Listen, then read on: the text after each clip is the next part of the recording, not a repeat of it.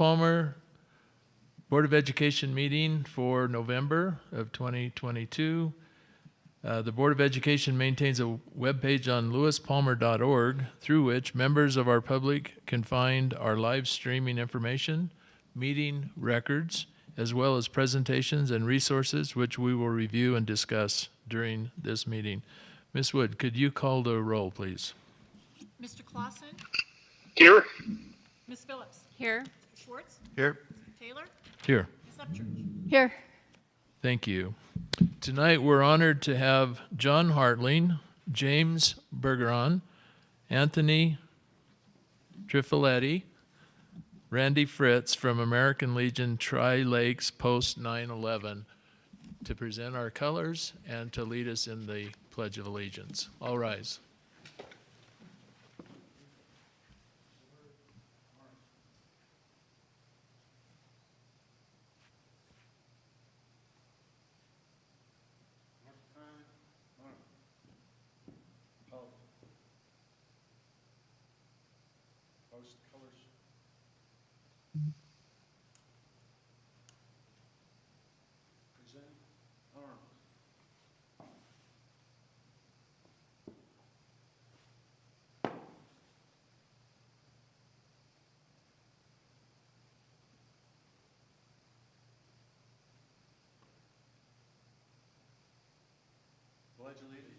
To the flag of the United States of America and to the republic for which it stands, one nation under God, indivisible, with liberty and justice for all.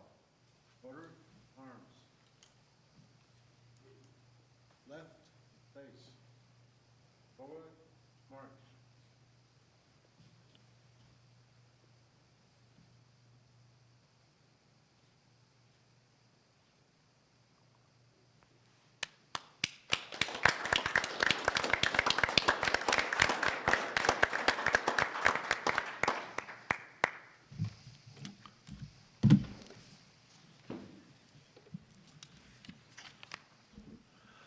I'd like to make a motion to approve the agenda as presented. Second. Comments or questions? Hearing none. Ms. Wood? Mr. Clausen? Aye. Ms. Phillips? Aye. Mr. Schwartz? Aye. Mr. Taylor? Aye. Ms. Upchurch? Aye. So our next agenda item is B1, recognition of veterans. This time we'll turn the time over to Mr. Ron Schwartz and Teresa Phillips to present certificates to D38 staff who are veterans. Following that, then MA Board President Ryan Graham and Vice President Lindsay Clinton will present certificates to the MA staff veterans. So I'm going to call a number of our district veterans forward, but before I do, I want to read the citation on the certificate. It says, in recognition and appreciation for your voluntary service, commitment, and sacrifices to our country, and now to our nation's youth via your service to D38. Mike Leland.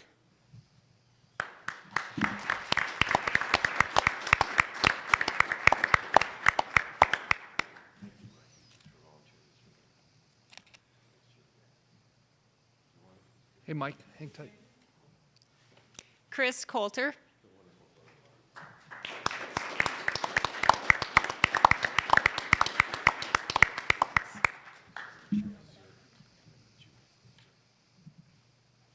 Todd Ronk.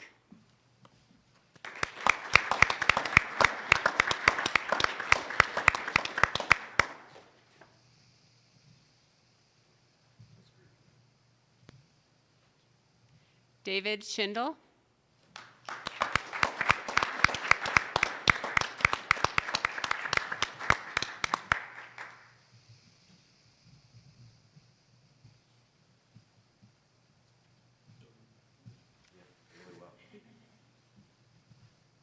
Jim Taylor.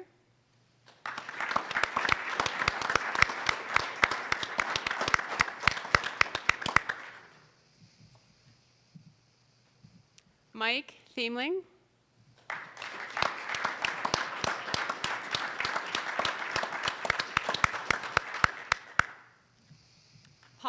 Willie.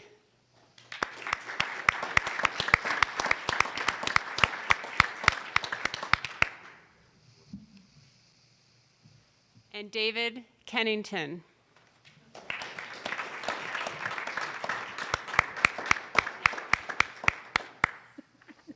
I know you wanted to say a little something, so Mr. Graham, go ahead. So Mr. Kennington is our high school principal. He was the only one that showed up from MA tonight. Our others had some obligations, but thank you for being here, sir. 28 years of service to the Navy, and thank you all to you gentlemen for being here tonight. It's really an honor to see each of you. Mr. Graham.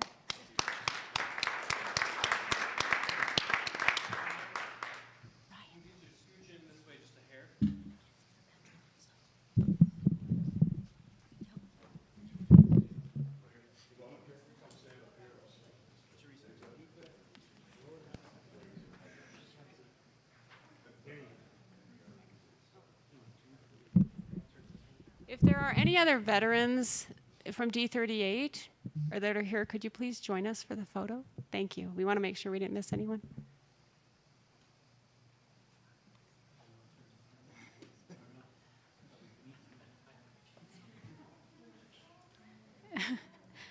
Mrs. Markle, wait, we got Mrs. Markle.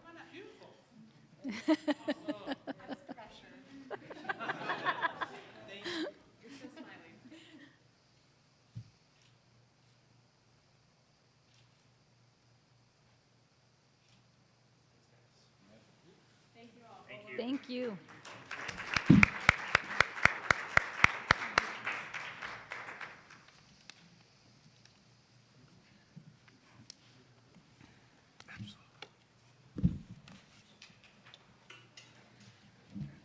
know, I agree. Yep.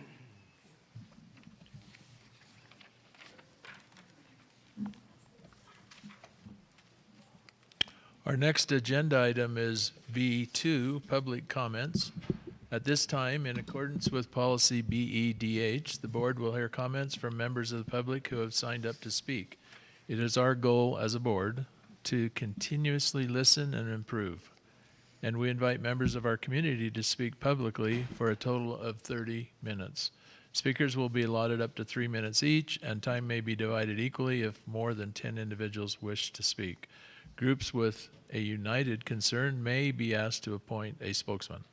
The Board of Education does not expressly or individually respond to the public comments, and to this point, comments expressed do not represent the position or opinion of the Board of Education or District 38. Finally, we ask that you keep comments shared appropriate for our PK-12 audience and respectful at all times. Should you have an issue with a staff member that you would like addressed, please consider sharing these criticisms and concerns with the superintendent, who is responsible for supervising all staff and involving the board as necessary. I think, do we have just one email? Would you like to read that first, Ms. Upchurch? Yes, sir. We have a public comment that was submitted by Christy Davis. Good evening. I would like to thank the D38 board for standing up for your community and our voice by taking a stance against the proposed changes to public comment at the last board meeting. It was a warm and welcoming feeling knowing that you care about what we have to say and do not want to limit our ability to speak. Other districts that made these and worse changes to their public comments policy recently, I'm not going to name names, but they are a stone's throw away, should take note of why this district is one of the top districts in the region and they are at the bottom. Communication from and with your stakeholders and all your community is essential so the board can hear concerns that may need to be addressed or ideas that may need to be implemented, and the rest of the community should be able to hear them as well. I wasn't able to attend this evening as it is a family member's birthday, and I really appreciate the opportunity provided by D38 to do write-in comments that will be read at the meetings. I thank you for the love and support you show your community, and I am proud to have my children in your district. Thank you for standing with your community. That's the only emailed public comment. Thank you. So we have 8 people, so 3 minutes apiece should be just fine. We'll start with Stephanie Markle.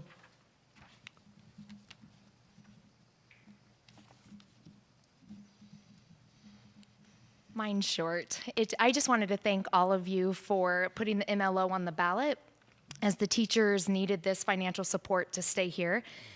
Now we have the challenge of deciding where cuts have to occur, whether this is with transportation and cutting busing to local sporting events or all busing, going to a 4-day week, etc.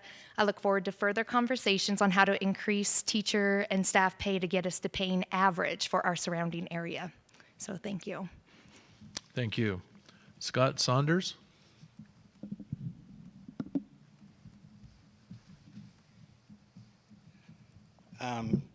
I was disappointed by the video that went out, Dr. Summers, right after the outcome of the election was known.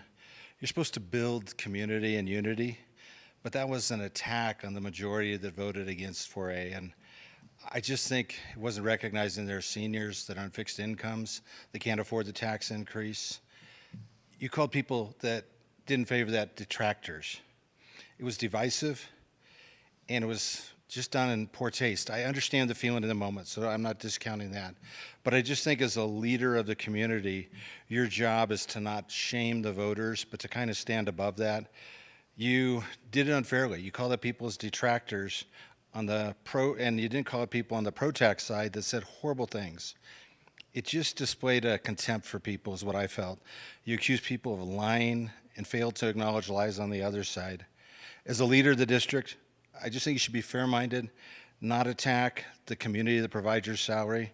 And then for you as a board, I just think an election after election, the community is speaking and saying, we want the district to live within the means. And I think you want to listen to that. Switching gears, I do think it's time we don't pit teachers against local taxpayers. We've got to make it a win for teachers, which we care about, and for taxpayers. So I just want to propose, let's try and make it a win-win rather than one side versus the other, because that's not a good dynamic for the community. Obviously, I have strong feelings on one side. Finally, real quickly, teacher comp is a big priority, and we know that. You've been saying that. There's 800,000 in the transportation community, in the transportation bucket. What about allocating that money that's there right now and allocating it to teacher compensation? You've got the funds, you can take the money, and you can do something right now to help the teachers out. So consider that, and I appreciate it. Thank you. Amy McKenzie?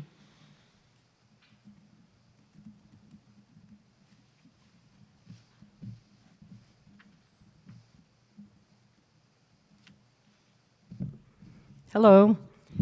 I just wanted to thank you for not changing public comment policy BEDH to limit public comments of staff members who might live out of district or those people living within the district without access to electronic only signups.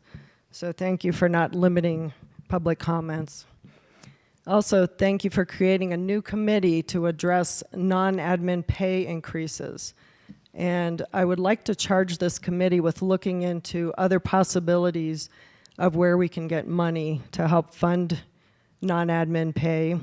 And I would also like them to look into where the district finds money for, number one, $50,000 to pay a fee to a consulting company from Boston to tell us here in Monument how to return to learn in 2020, of which return to normal was not an option.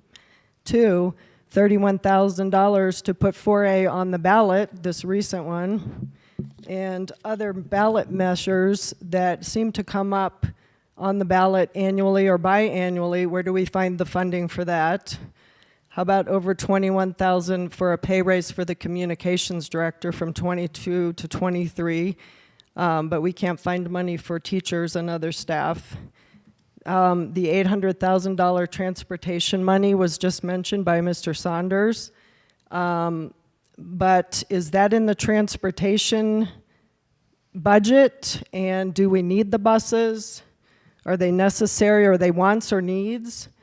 And I noticed on your agenda, it says a combination of ESSER funds and general fund to buy those buses with. I know we have to use ESSER funds by a certain time frame or they're sent back. Can all the buses, if we do need them, be purchased with ESSER funds and those other funds be switched over to other staff members? So I'm just trying to think outside of the box and creative ways that we can make this happen. Thank you. Thank you. Chris Thomas?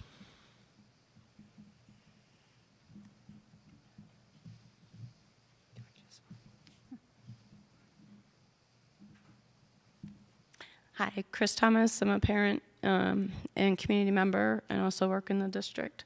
I'm here tonight to request that the board and the administration pursue the MLO again to raise teacher and support staff compensation.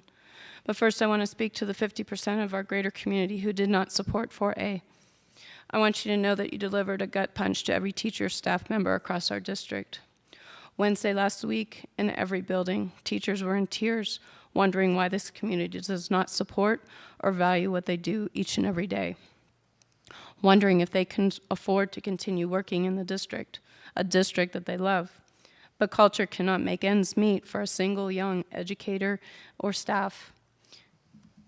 We have more and more teachers working second jobs with no days off during the week, renting their homes, living in trailers during the warmer months of the year just so they can make ends meet, and praying that those unexpected life events that come with a cost do not happen. But for some, that has happened this past year, and they are just barely surviving financially.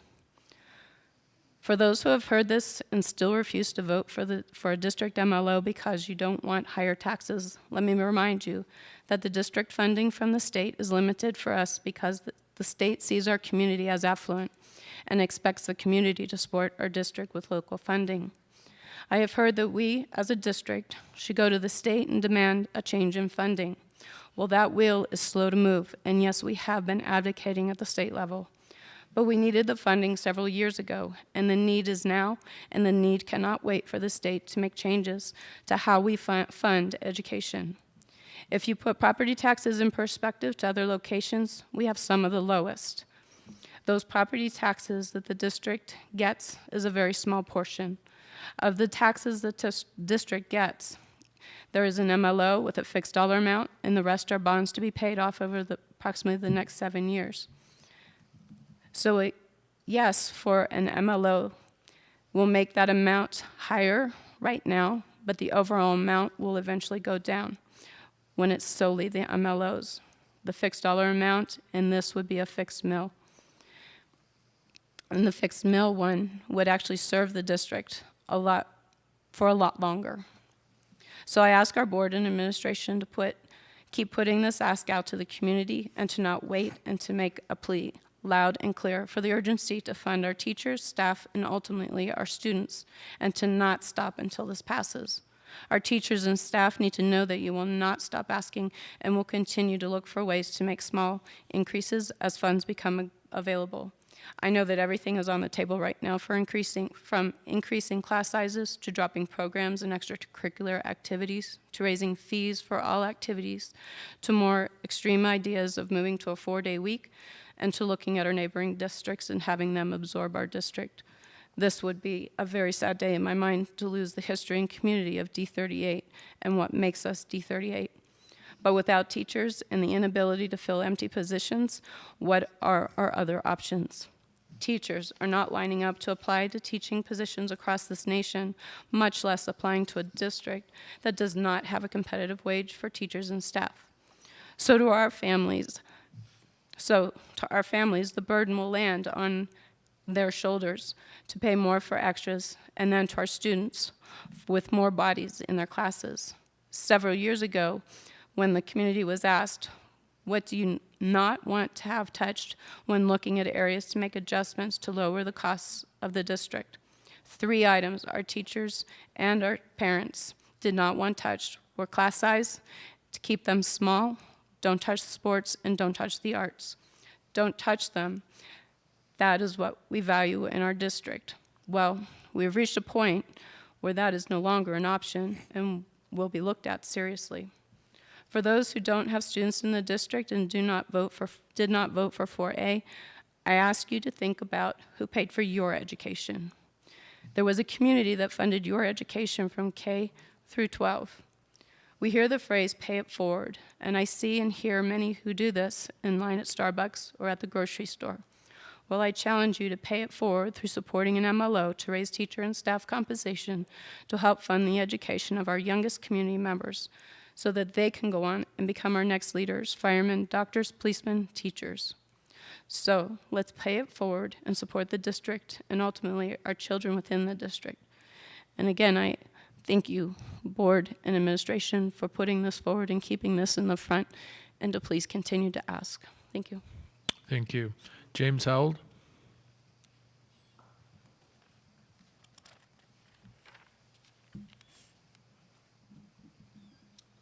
Well, good evening. One of the most common things I read in social media leading up to the vote on 4A was, I need to live within my budget. D38 should do the same. And we heard that again here tonight. So you can all add a lot to the discussion with the community by filling in some detail about exactly what it would mean to get teacher compensation where it needs to be within your existing budget. You know, for one thing, a lot of people in the community just don't get it. That one-time money, such as $800,000 in the fund for buses, is really not that useful with teacher compensation.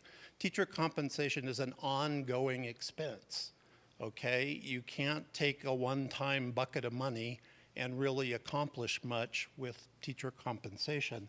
So, you know, you might want to address that when you're going, you know, when you're detailing for the community what exactly it would mean to the budget to get compensation where it needs to be.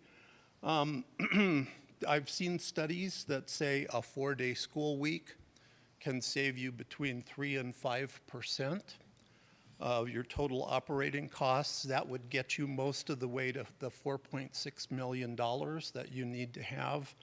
You know, 4A was for $5.6 million, but that included $1 million for Monument Academy. If you're doing it within your budget, well, they have their own budget. So I think the target that you would be going for is 4.6%. So 4-day school week, if program cuts need to happen, what exactly are you going to cut? It's been suggested that you reduce the number of teachers that you have on your staff. Can you do that without increasing class size? I don't know. You should work up some numbers and make that a little more specific to the community. Exactly what would that mean? Should sports be self-funded? Are there other things that can be cut? I'm not necessarily in favor of any of these things. To me, 4A is a much better solution, you know, than any of these. But you know, I am in favor of voters making an informed choice, and so I think, you know, some real a detailed proposal. Here's what it means to our budget. To do it within budget, I think that would help people make an informed choice. So, thank you. Thank you. Jackie Burhans?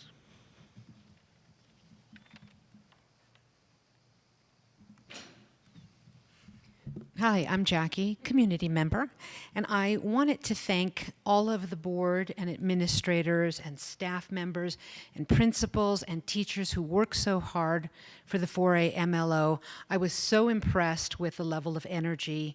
I was so impressed with the sorts of things I saw happening in our district that I had not seen in previous attempts to pass an MLO. I think we made great strides. If we look at how close we came compared to previous bonds and MLOs, we've gotten closer and closer every single time. And I don't think now's the time to stop. I think we need to build on that, to continue to build community across the entire district, to work together with MA, to work together with business people, with parents who are for it, parents who are against it, taxpayers who are for it, taxpayers who are against it, to ensure that everybody knows what the facts are, if there were any misconceptions, to see what can be done. I think that instead of taking what, you know, some call a poverty mindset, we need to have a mindset of abundance, of what we can accomplish. Not just, although it's quite real, all of the things that we may have to cut and we may have to lose by not passing it, but what could we do? What could we be if we actually passed an MLO? How could we as a community really boost this district and just make it incredibly good, better than any other district in the state? Let's work together and do that. I think we need to have a little bit of an attitude and a mind shift. Those of us who are feeling sad need to pick ourselves up and keep going and really make this happen. So I'm here to help work on that. Thanks. Thank you. Joanna Lindstrom?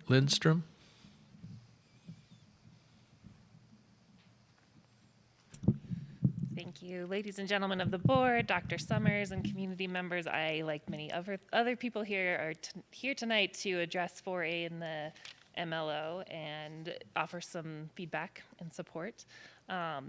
First of all, thank you to the board for your unanimous board support and the ways that you work together to put this to the voters. I agree that I really do appreciate the energy that so many people brought to this. I saw more signage this time. And I also appreciated your video, Dr. Summers, just coming out to the parents, the community members right afterward to say that this is a priority of the district. My opinion is if at first you don't succeed, and I know this is not the first time, but try again. A few things that I feel like we're lacking this time were, I really didn't see any mobilization of parent groups, especially before the bond was put on, or the mill levy was put onto the ballot. It's great to mobilize those groups with information that is correct and accurate, and then they can go to community meetings. I loved the community meetings that you put on, but you need to go to the people with information. That's HOA groups, Kiwanis, the Chamber, Rotaries, churches. I would also love to see endorsements from community members. I would love to see an endorsement from the mayor, from Town of Monument trustees, from the Chamber, from small businesses. I would also love to see, try as you may, retirees and seniors come on board and talk about why it's important for their children and grandchildren to have teachers that are paid fairly. Last thing, and it pains me to suggest this, but perhaps putting a sunset on an MLO would attract more people. There is definitely a bias of distrust, and maybe if we can communicate we are going to do this accurately and effectively, then it will expire, and then we can go to the voters again. So I want to encourage you to put it back, put it back, put it back, put it back. Thank you. Thank you. Leah Brayton?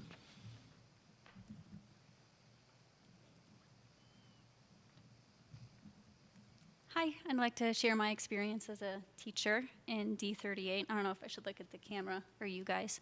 I've been here for 5 years. I've got my master's, and here's my experience.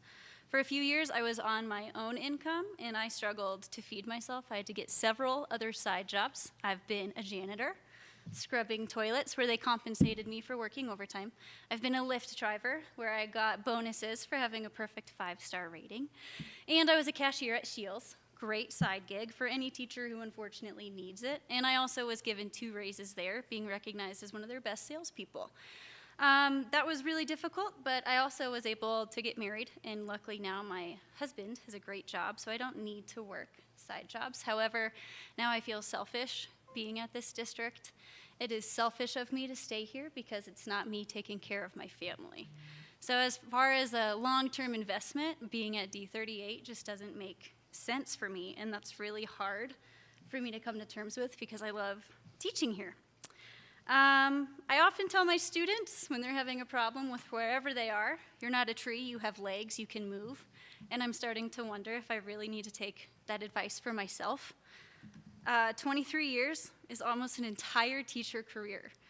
And I just don't know how long I should wait and how long others should wait. It's not fair. In the end, I show up every day for my kids, and I fight to give them a good education, to give them care, and to be there for them. So my question is, who in the community is showing up and fighting for me? Thank you. Thank you.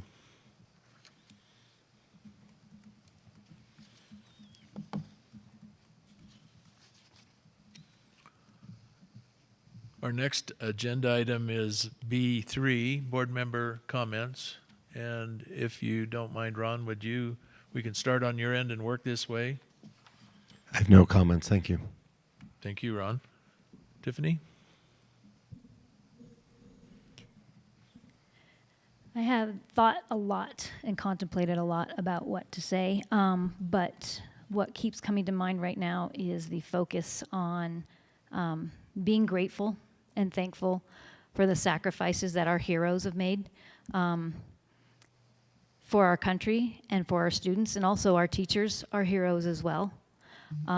There's a saying that was one of the ones that I think of often as a brat myself, and I wear that with pride as a Vietnam brat and as an Army brat and a Marine brat.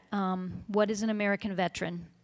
A veteran, whether active duty, discharged, retired, or reserve, is someone who at one point in their life wrote a blank check made payable to the United States of America for an amount up to and including their life. So I want to share my gratitude and my sincerest thanks to our veterans and all of our heroes in this school district for your sacrifice and your bravery and your strength and your perseverance. There's a lot of talk. I visited all the buildings on Wednesday, and that was a hard visit. And we all felt the same. There's a lot of discussion, and there will continue to be a lot of discussion. And there's a lot I could say, a lot that has been said. My one request when we first started this, and it still holds true today, we are all neighbors in this community.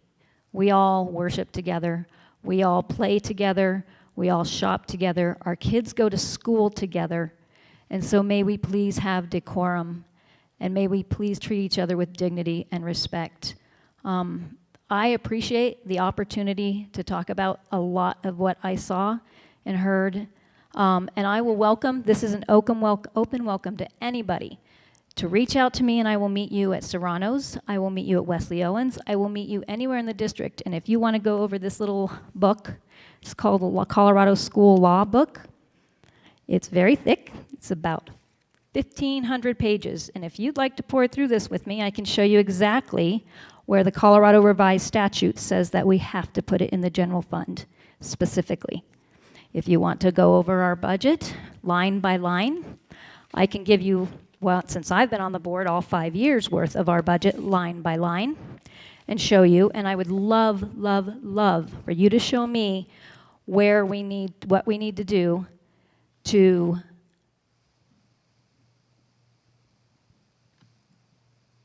get where we need to be if we can't do it as a community.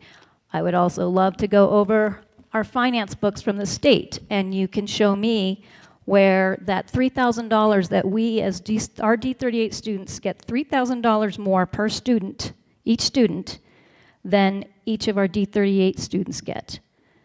I mean, our D38 students get $3,000 more than our Denver students get. So when we're talking about finance, I would love to have you come up to the Capitol with me and all the teachers that are around the state advocating for better pay for our teachers. It's not just D38. I would invite our teachers. I think we should, instead of them doing a sick day, allow our teachers to march on the Capitol with the rest of the teachers. They did that a few years ago. We say that we value them in the classroom, but I think they should have that opportunity to advocate for themselves with their cohorts, and I would be up there with them. I have met with lawmakers. We have several lobbyist groups throughout the region and the state, including board members, administrators, and parents, and I would love anybody to come up with me. We'll drive together. I'll buy the coffee and the gas. So I think we can do this as a community. I don't know what it's going to look like, but I think that we can do this as a community, and I think there's a lot of discussion that will be had. But I invite anybody to have a conversation with me, please. Let's do this together. I agree. Let's do this together. And also, thank you for your service. Thank you. Teresa? I'd just like to echo Tiffany's sentiment about Veterans Day and how much we appreciate our veterans among us and those who have passed before us. I appreciate all of those of you who have reached out to me personally and to us as a board since the election day with your time, your energy, and your innovative ideas. It's very important right now. Our board has worked over the past 18 months, and I dare say the past years, toward increasing compensation to parity. We are simply talking about adequate compensation. We are and we will continue to work toward a long-term, sustainable solution. We need to continue to converse about the necessary and very challenging next steps. We need to have hard conversations, and we will. Dr. Summers, since day one, you have promoted collaboration, innovation, accountability, and you have led this district with integrity. I appreciate your efforts in articulating, communicating, and leading D38. Thank you for your efforts. Thank you, Teresa. Matt? Thank you, Chris. Just want to concur with the comments of my fellow board members. Want to especially thank our veterans for your faithful service to our country. Regarding the MLO, the majority has spoken, and I think as board members, we need to figure out what we could do to reduce expenses, to look at other opportunities and ways to provide competitive compensation for our teachers. We have some of the best teachers in the state, and I'm committed to doing what I can to provide them with the compensation they deserve. That's all I have, Mr. Taylor. Thank you, Matt. Thank you all for your comments or passing. And I appreciate our public comments. I appreciate the feedback we get consistently over time. You know, it's interesting because there's diverse opinions. There's, you know, varied feedback, and there are no answers that everybody's going to say, yeah, that's great for me. In reality, we have limited resources, and we have unlimited demand on those resources, and we have to do the very best we can do to allocate our limited resources to the needs of our school system. And, you know, us D38 putting an MLO on the ballot isn't that unusual, in that when we compare our compensation structure to our neighboring school districts, the fact is that we're about 8.5% below the average.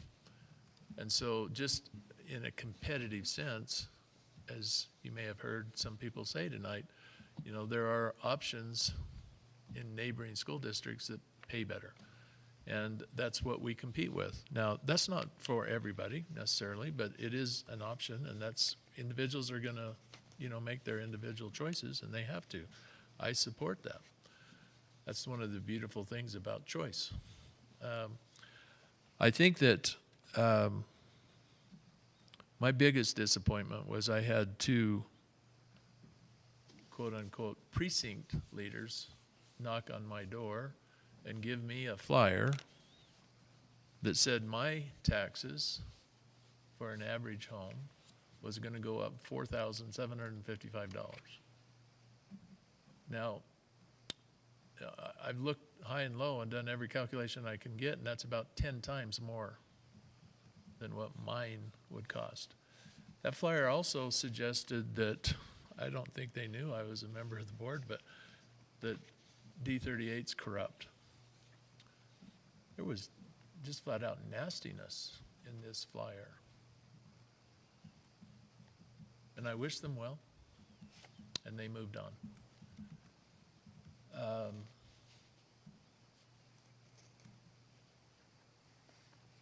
It's unfortunate, in my mind, that partisan politics is a part of life, but it is at the national level and unfortunately at the local level. And it's really unfortunate when we attack one another before we even try and understand one another. And I think that is endemic. I would almost venture to say that the partisan nature of our state, our union, is going to fracture it beyond repair. So I will continue in this role, as long as I'm here, to seek to understand, to make the best decision I can based on the facts that are presented to me. And I'm not going to revert to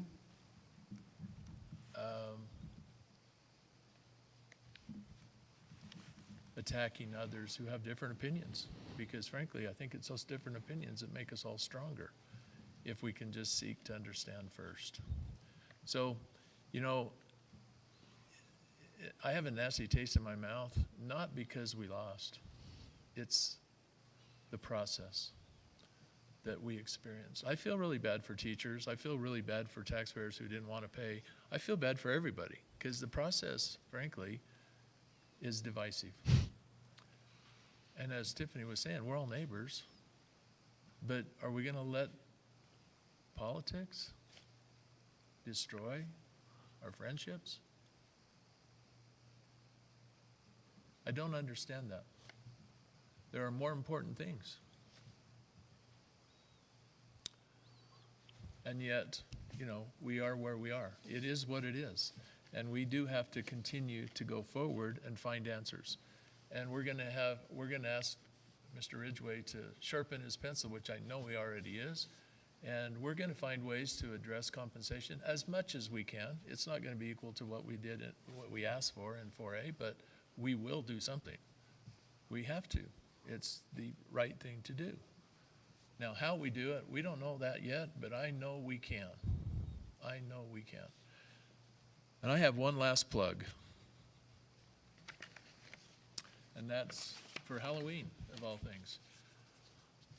Halloween is a celebration of the dead, as you know. And, you know, there's a lot of candy and trick-or-treat and all that stuff, but I'm really a family history buff. And I have been spending time learning about my ancestors. And I would recommend to anyone to learn about your ancestors. Get to know where you came from. It's amazing what you can learn about yourself as you learn about your ancestors. So that's my plug for education, and that is family history. Dr. Summers? Well, thank you. I do have a PowerPoint to help guide my update. So we're just going to roll through that, recognizing that there's a lot of different ways that this can go, but as has been already mentioned a few different times, and we'll mention it once more, we stand in ultimate gratitude and appreciation of all of our veterans in the community. Specifically, we did want to call out, and I'm remiss because I believe maybe this doesn't have every single name currently up to date, but we're in the process of building out this list. There were a number of individuals that we had the opportunity to recognize in person here tonight, and several more who are currently serving our school district well and have previous service to our country. And so this is just one way that we can go about recognizing and honoring these individuals. Those of you that maybe had a chance to swing by one of our Veterans Day celebrations in our local schools, we were very proud to bring these celebrations back. This was something that was on hiatus for a couple of years during COVID. So just a shout out to the schools that were able to do this, and we look forward to continuing to bridge this. And just as an added side note, I think the benefit that this has for our children who are in a position to learn about what service means and how it's displayed in this type of a patriotic way is just of special note and recognition. We also had a recent special visit from the Drug Enforcement Administration, among others, to promote a Red Ribbon Week. This was the last week of October, and so students at Lewis Palmer Elementary School were treated to some inspirational speeches, as well as a helicopter landing and a tour of the chopper. So that is certainly a memorable and inspiring visit, and kudos to LPE staff in helping make all of that happen. Another noteworthy update is, and I think we've talked a little bit about this in previous meetings, but the Lewis Palmer High School Tutoring Center, which has continued to grow and expand. is also opening up a new writing center, which is allowing students to seek writing-based help. And you have a note there from one of our resident peer tutors. This new service is just one of the many ways that we focus on setting all students up for success. So just a big shout out and kudos to what's happening right now at LPH. And Palmer Ridge was able to host a recent author visit. Rachel Hetrick, who's one of our very own bus drivers, also a recent graduate from Palmer Ridge, visited, this was a couple weeks ago, to speak about her new series of published books, and just spent some good quality time with our students and sharing that knowledge and that inspiration. So another big kudos there. Bear Creek Elementary has rolled out a new Science Buddies program. So these are first graders which have a new buddy that's been assigned to them. So students involved in Science Buddies get to enjoy at least one fun activity a month, and you can see some of the hands-on relationships and connections that are being made in their learning. And then something super cool, which we always love to plug our successful Bearbotics competition, but we also have a new Cubbotics, 2 teams really, that are both based out of Bear Creek Elementary, that are heading to the Colorado State Championship after solid rookie competition seasons. So Coach Vicky Nally, among others, putting all of their time and energy into that. And then also an extension of that was many of our students and mentors and parents who recently volunteered in supporting the expansion of District 2 down in Harrison. Their recent robotics program expansion was something that we're able to share our knowledge and inspiration and basically be good partners in the community. So a big shout out to all of our Bearbotics folks. Mr. Taylor, would you like to plug something in there? I do. I want to express appreciation. I'm not sure she'll hear this, but the superintendent of Harrison wrote a very complimentary thank you note for this activity, and it really is heartwarming. I can't think of a better way to describe it than just heartwarming to see the appreciation, the gratitude that was expressed in this partnership. So thanks to all the Bearbotics folks, the administration who helped make that happen. It's a great plug. Thank you for sharing that. As you may also know, last Wednesday, actually I think it was Wednesday and Thursday, we had 2 signing days where we recognized several of our students, 10 to be precise, that recently signed their athletic commitments for the future colleges that they'll be attending as student athletes. So we have some names at both of the schools that are highlighted here. And a big shout out to not only our students in that regard, but also the coaches and teachers and parents and everybody who supports our students to be able to achieve just a tremendous accomplishment as they're pursuing those avenues and those next steps. And then carrying that on just a step further, just recently we had some state level competitions that our respective schools have been involved in. So both Lewis Palmer High School and Palmer Ridge High School volleyball went very far into the state tournament. Both qualified for the semifinal round, and unfortunately both fell a little bit short. But to have 2 of our schools from here in our Tri-Lakes area to represent us on the state stage is just a tremendous accomplishment, as well as our Palmer Ridge High School gymnastics team, which earned 2nd place at the state competition November 5th. And then lastly, kudos and congrats and good luck to our Bears from Palmer Ridge High School advancing in the 4A bracket of state football. So they will be playing, I believe, Friday night. We will be hosting Vista Ridge in a quarterfinal matchup. So that's something that we share celebration and good thoughts toward.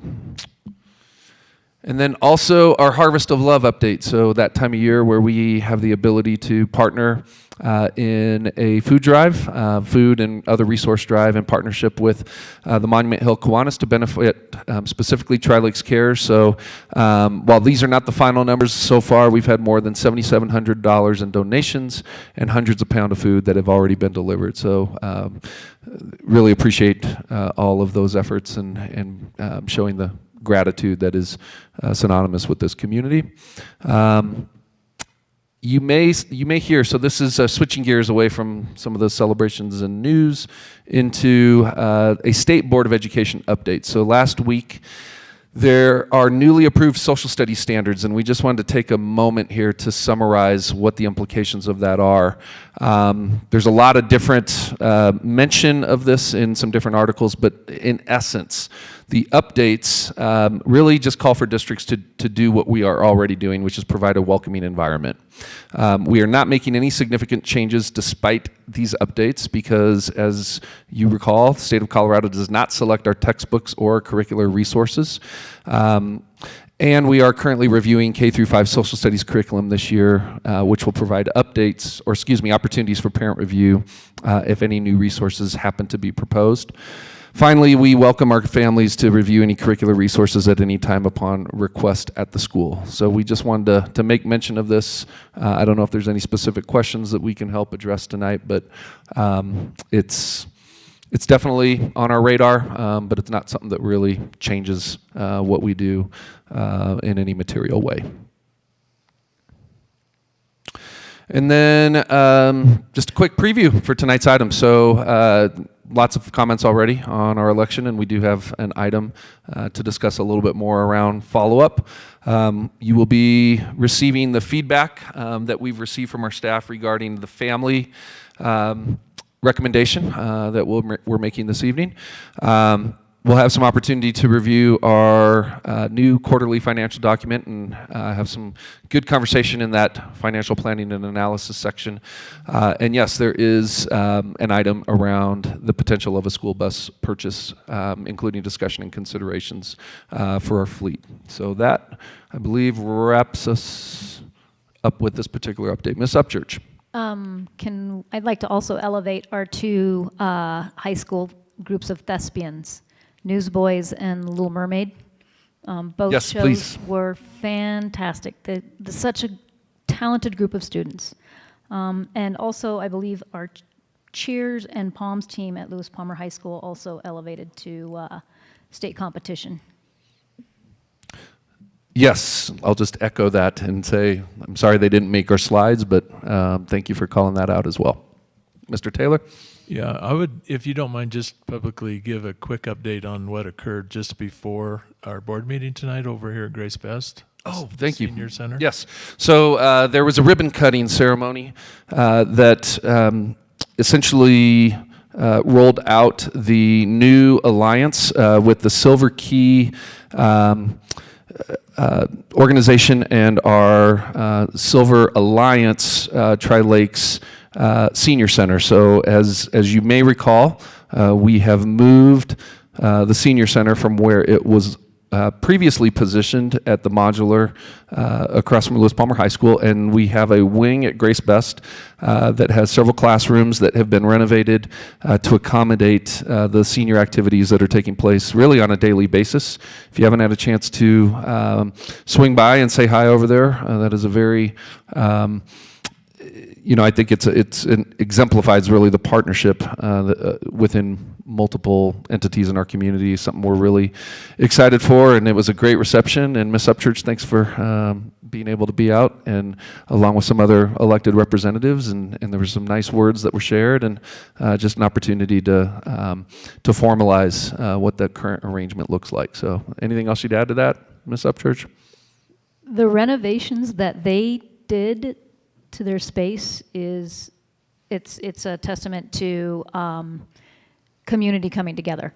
And what I think is really neat about it too is it's multi-generational.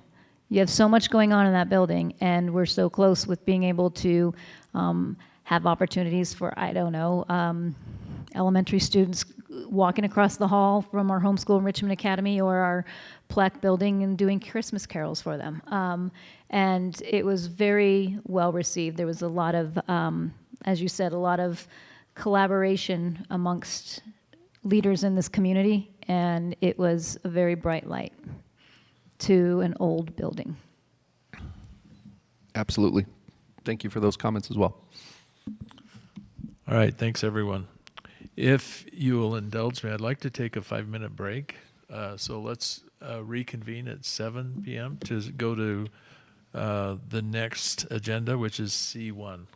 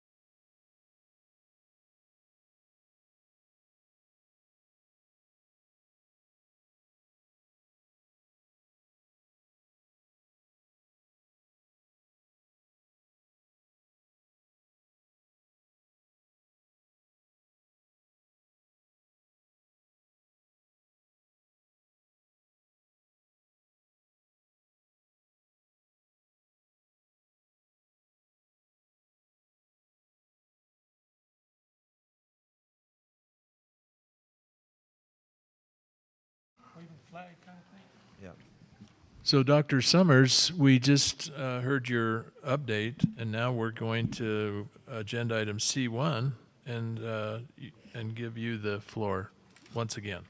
Okay. So this item I did not prepare a presentation for, mainly because I think where we are at this point in time represents more of a dialogue in relationship to where we want to go. And what I can share with you at a very broad level, and I think it was already alluded to, the day after the actual election, November 8th, we were able to visit with multiple schools and departments, and I want to thank the board for their availability and support in that effort. Clearly, it was a hard day for our staff. I don't think that taste has worn off any. I also would say that, as I think has been referenced before, it's not the first time that feeling of disappointment has been at play. And I think the question that we are receiving right now, probably more than any other, is what's next?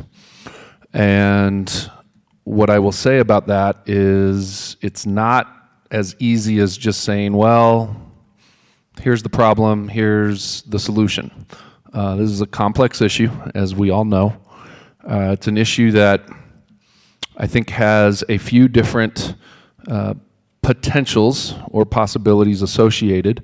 And at the end of the day, how we continue to prioritize compensation for our staff, teachers and support staff, continues to be our most pressing need. So I don't want to sound patronizing at all and say, well, this is what we've been talking about for the past year plus, and now we have to keep talking about it.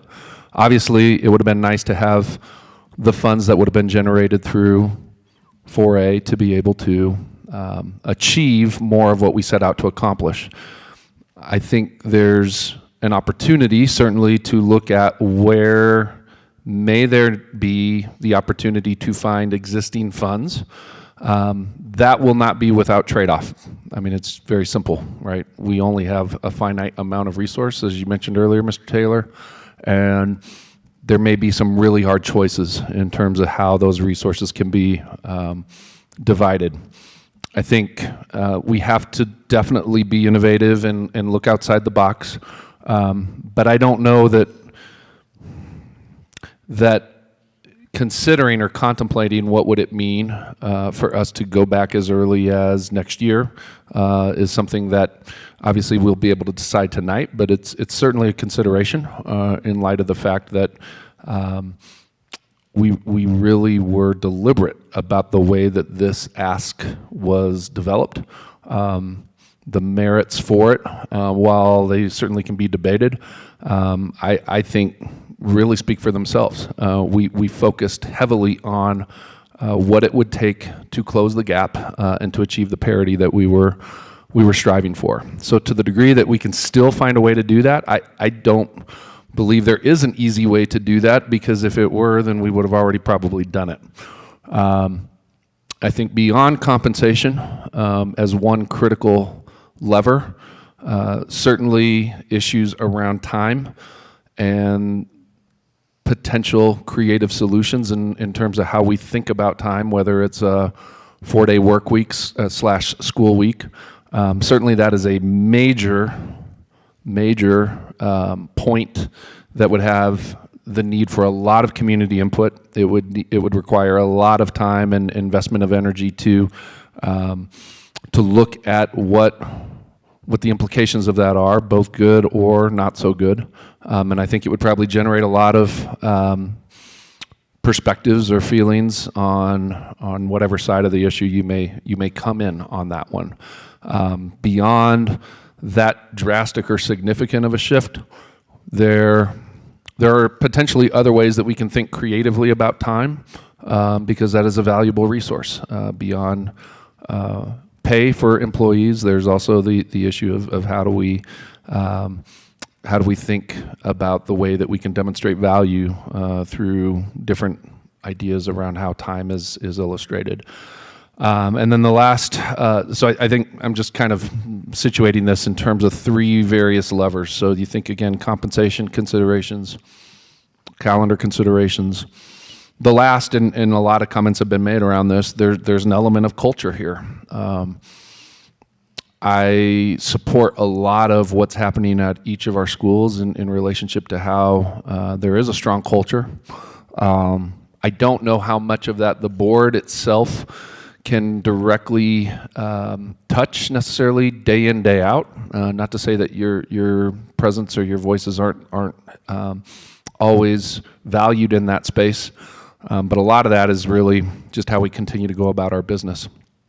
And I'll just end on this point. I think there is absolutely, if I were to speak on behalf of a number of staff right now, there's absolutely a feeling of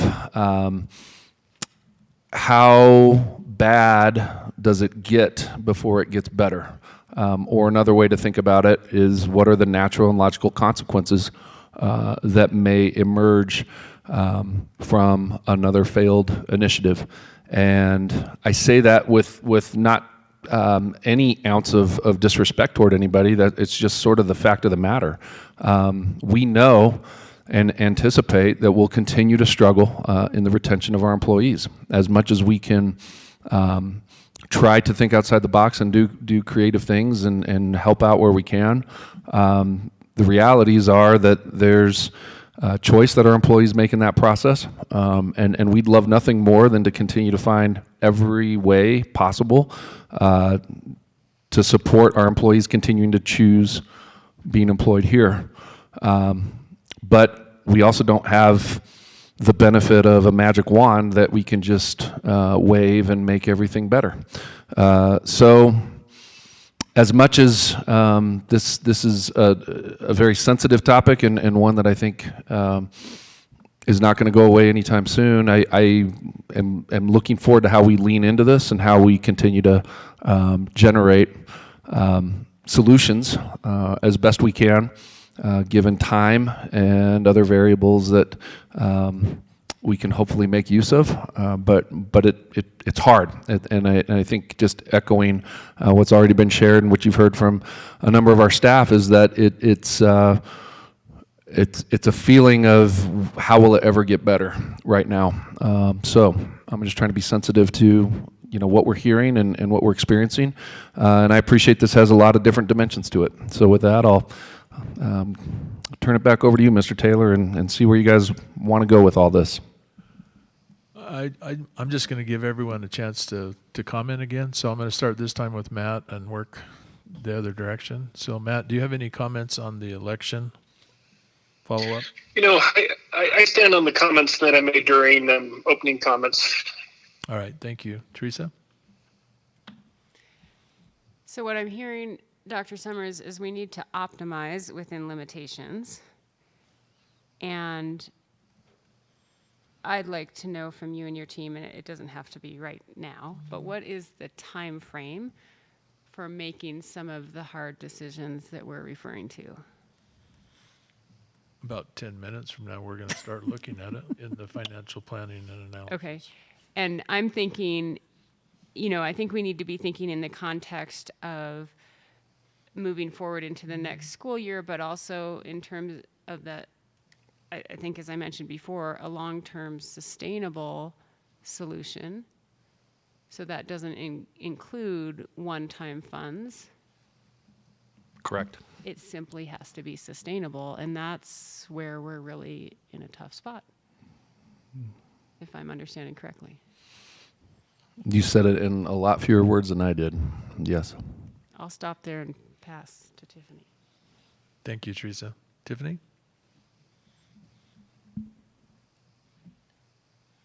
I've been struggling to figure out why it is I am at such a loss for words. And it feels daunting is why I feel like I'm at a loss for words. I think there are things that we can do in the interim, in the immediate. When somebody brought up earlier in a public comment about buses versus one-time compensation measure, I don't see why we can't do both. But that's not going to, as Teresa put it, that is not going to be, that's not a sustainable solution. That is a, what can we do now? I've heard our community speak to a lot, there's a lot of motivation of what can we do? Can we do something within our communities? I've started asking around, and I'll put this out there now actually, to do an education appreciation day or weekend with our local business community sometime in the very near future. But that again, these are things that maybe apply to culture. But as I've told our staff at each building that I went to, I won't stop having their back. I don't know what it's going to take to get there, and I don't know, honestly, I honestly don't know what that means, but I don't want to stop. I'm not going to stop fighting for our teachers and our staff. When I ran for this position 5 years ago, that was important to me, and it's still important to me to this day. So I hear what you're saying, Dr. Summers, that this is going to be I think this is going to be a lot of conversation. I appreciate that we have already put in place our staff committee that's already looking at opportunities and where we can leverage and what we can do. Yes, the state will, Polis has promised that he will be doing some education increases, but so does everybody else. That's going to help us here, but it's not going to help us fill in that competitive wage gap. Advocating at the state, yes, any day, every day. I just was up there. I just did that. But you can only squeeze water out of a turnip for so much. We have a very strong effort to try and look at that. The reality is, if the state is looking at redoing the finance formula, what they're looking at doing is going to make it worse for us, not better. And so there's that pushback in that fight to keep what we have as we have it, only because at least we have what we have. So that's I guess that's what I have to share right now. Thank you, Tiffany. Ron? With respect to the question about the election, there's one thing that everybody does agree on. Elections are binary. You either win or you lose. It doesn't matter if you win by 1 vote or 100,000 votes. The results are the same. So the election's behind us now. Mm-hmm. We have a task. As leaders, that's what we do. Otherwise, we're just overhead. So now it's up to us to get to work. And the question I have for us to consider is twofold. This is a little too deep to discuss in a board meeting. I'd like to suggest we enter into it with a significant amount of time at a working session, number one.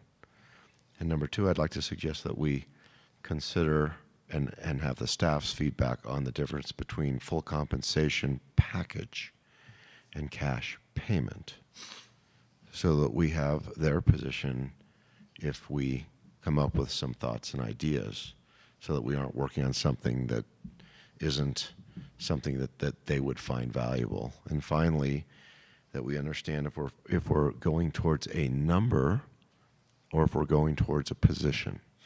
And specifically, there was discussion in some of the comments about parity, which essentially is in the 50th percentile of the state average pay for a teacher at whatever grade level they're at. And my question is that really what the staff wants? Let's just make sure we understand that. Example would be, if the average teacher pay was $30,000 a year, is that what our staff would be okay with? Or are they going after a number? So that we understand what it is that generates the model that provides the retention and the quality of instructor that continues to make our students and ultimately our country successful.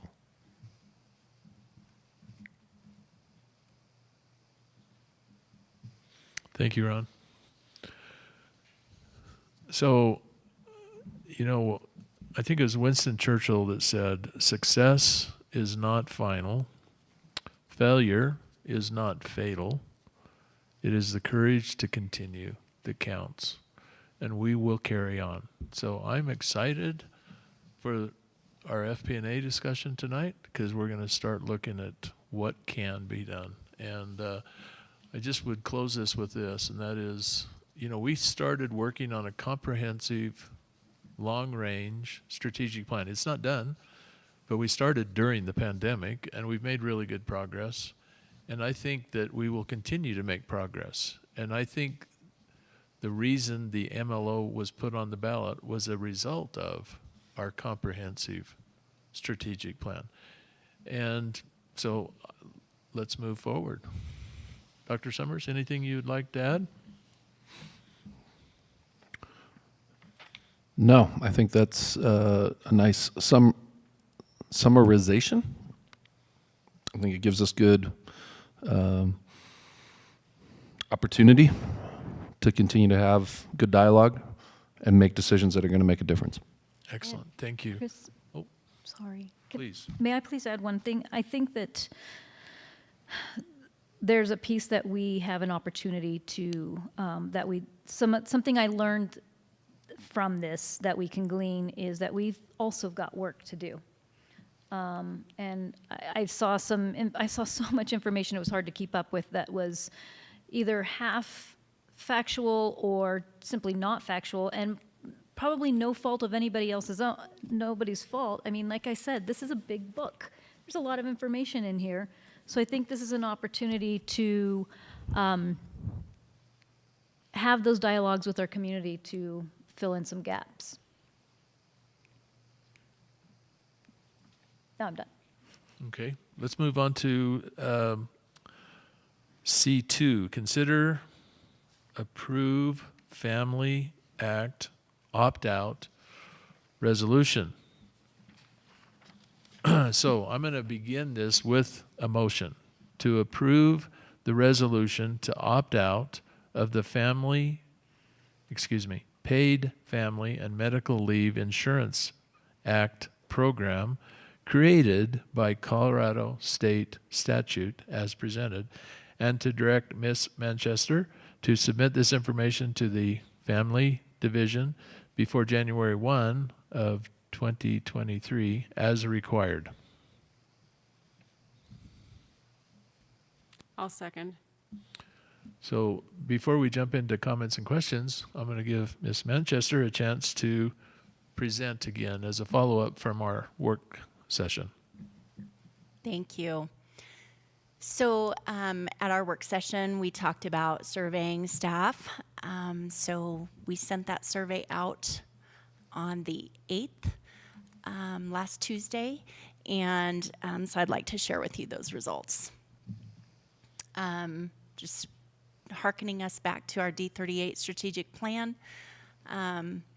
So we surveyed the entirety of our staff, and we had a greater than 10% response rate. We had 100 responses. The survey was informational, as well as the ability to provide feedback. Half of the survey was dedicated to informing staff about the program, and we used both State of Colorado facts as well as the D38 presentation that I provided at the work session. So who responded? We had over 11 administrators, over 23 classified staff, and 56 plus certified staff. So the first question was so it went through the survey, and we had all the information at the beginning. So we asked staff if they had prior knowledge of family. 52% said yes, they did, and 48% said no, they did not. So we asked them for their support or opposition for opting out, and 90% of the responses were in support of the district's recommendation to opt out, and 10% were not in favor of that vote. Here's a couple of key messages among the opt-out opponents. One person said, while I'm done having babies, I think that those that I work with are starting families and deserve the ability to stay home with pay for at least the first 3 months of the child's life. Another comment was accessing our leave bank of using FMLA are more restrictive than this program and also provides less or sometimes no financial benefit depending on whether or not the employee has leave available. So the third comment was, or the third message was that there was a general request for more information about current options. So the reasons for those that voted or that made the recommendation to go ahead and opting out as a district is that if opted in, employees would be required to make that 0.45% contribution each month. If opting out, only those employees who chose to opt out, opt in are impacted. So as we discussed at the work session, there is still the ability for employees that want to participate. If we choose to vote to opt out, they can still participate. And I just want you as a board to know, and I want those that are listening to know, that I will send out information to all of our staff, where to go to opt in, how to do it, give them links so that they can do so, because we want to make sure that the people that want the benefit are able to have that benefit and find it in an easy manner. So. D38 employees are already eligible for paid leave, which is able to be used for these type of life circumstances. Regular full-time and part-time staff are eligible to access the district sick leave bank for serious illnesses or injuries if they have used all of their individual leave plans. Regular full-time and some part-time employees are eligible for FMLA, the Family and Medical Leave Act. And another reason for the recommendation is the $150,000 to $200,000 that it would cost annually to the district could be better spent for the benefit of all staff.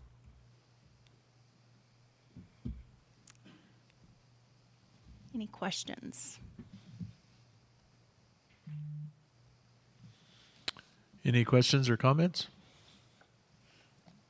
If anybody wants more information on how we've come to where we are, you can watch our board work session where we discussed this at length, and this still allows employees to opt in on their own. Correct. But it saves them and the district dollars by going this route. Correct. The employee portion would still be 0.45% if they opted in on their own. They would not have to make up the portion that the district would be paying should we opt in. Any other comments or questions? Hearing none, Ms. Wood? Mr. Clausen?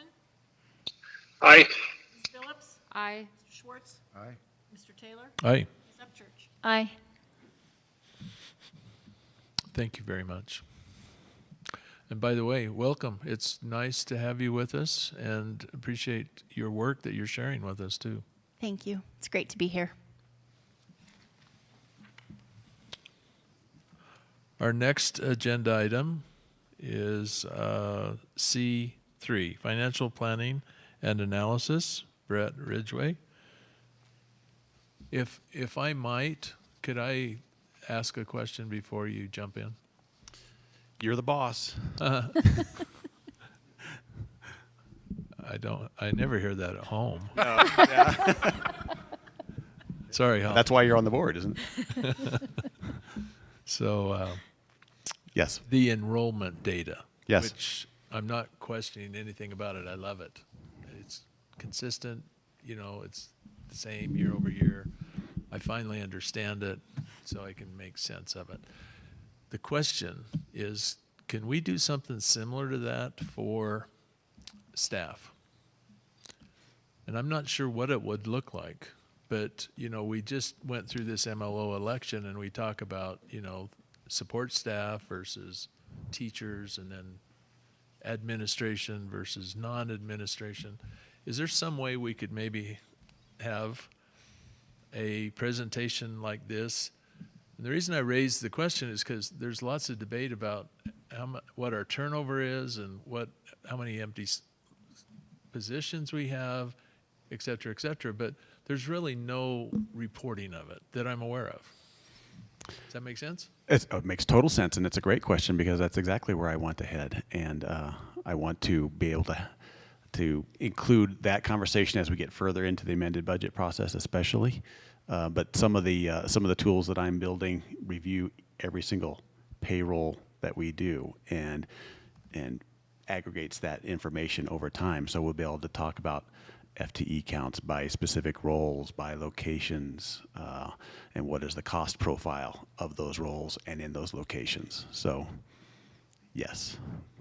I could have just said yes. You didn't pay me to ask that question. I did not. Okay. But I do appreciate you asking it. Because, yes, that's part of the whole concept that I'm trying to pursue with us is to be more precise in this, right? And so yeah, there's a lot of value I think that can be had from that. It will mean more numbers and digging into some numbers, but hopefully that'll be my challenge to present it in a way that is digestible and usable and memorable for our purposes. Very good.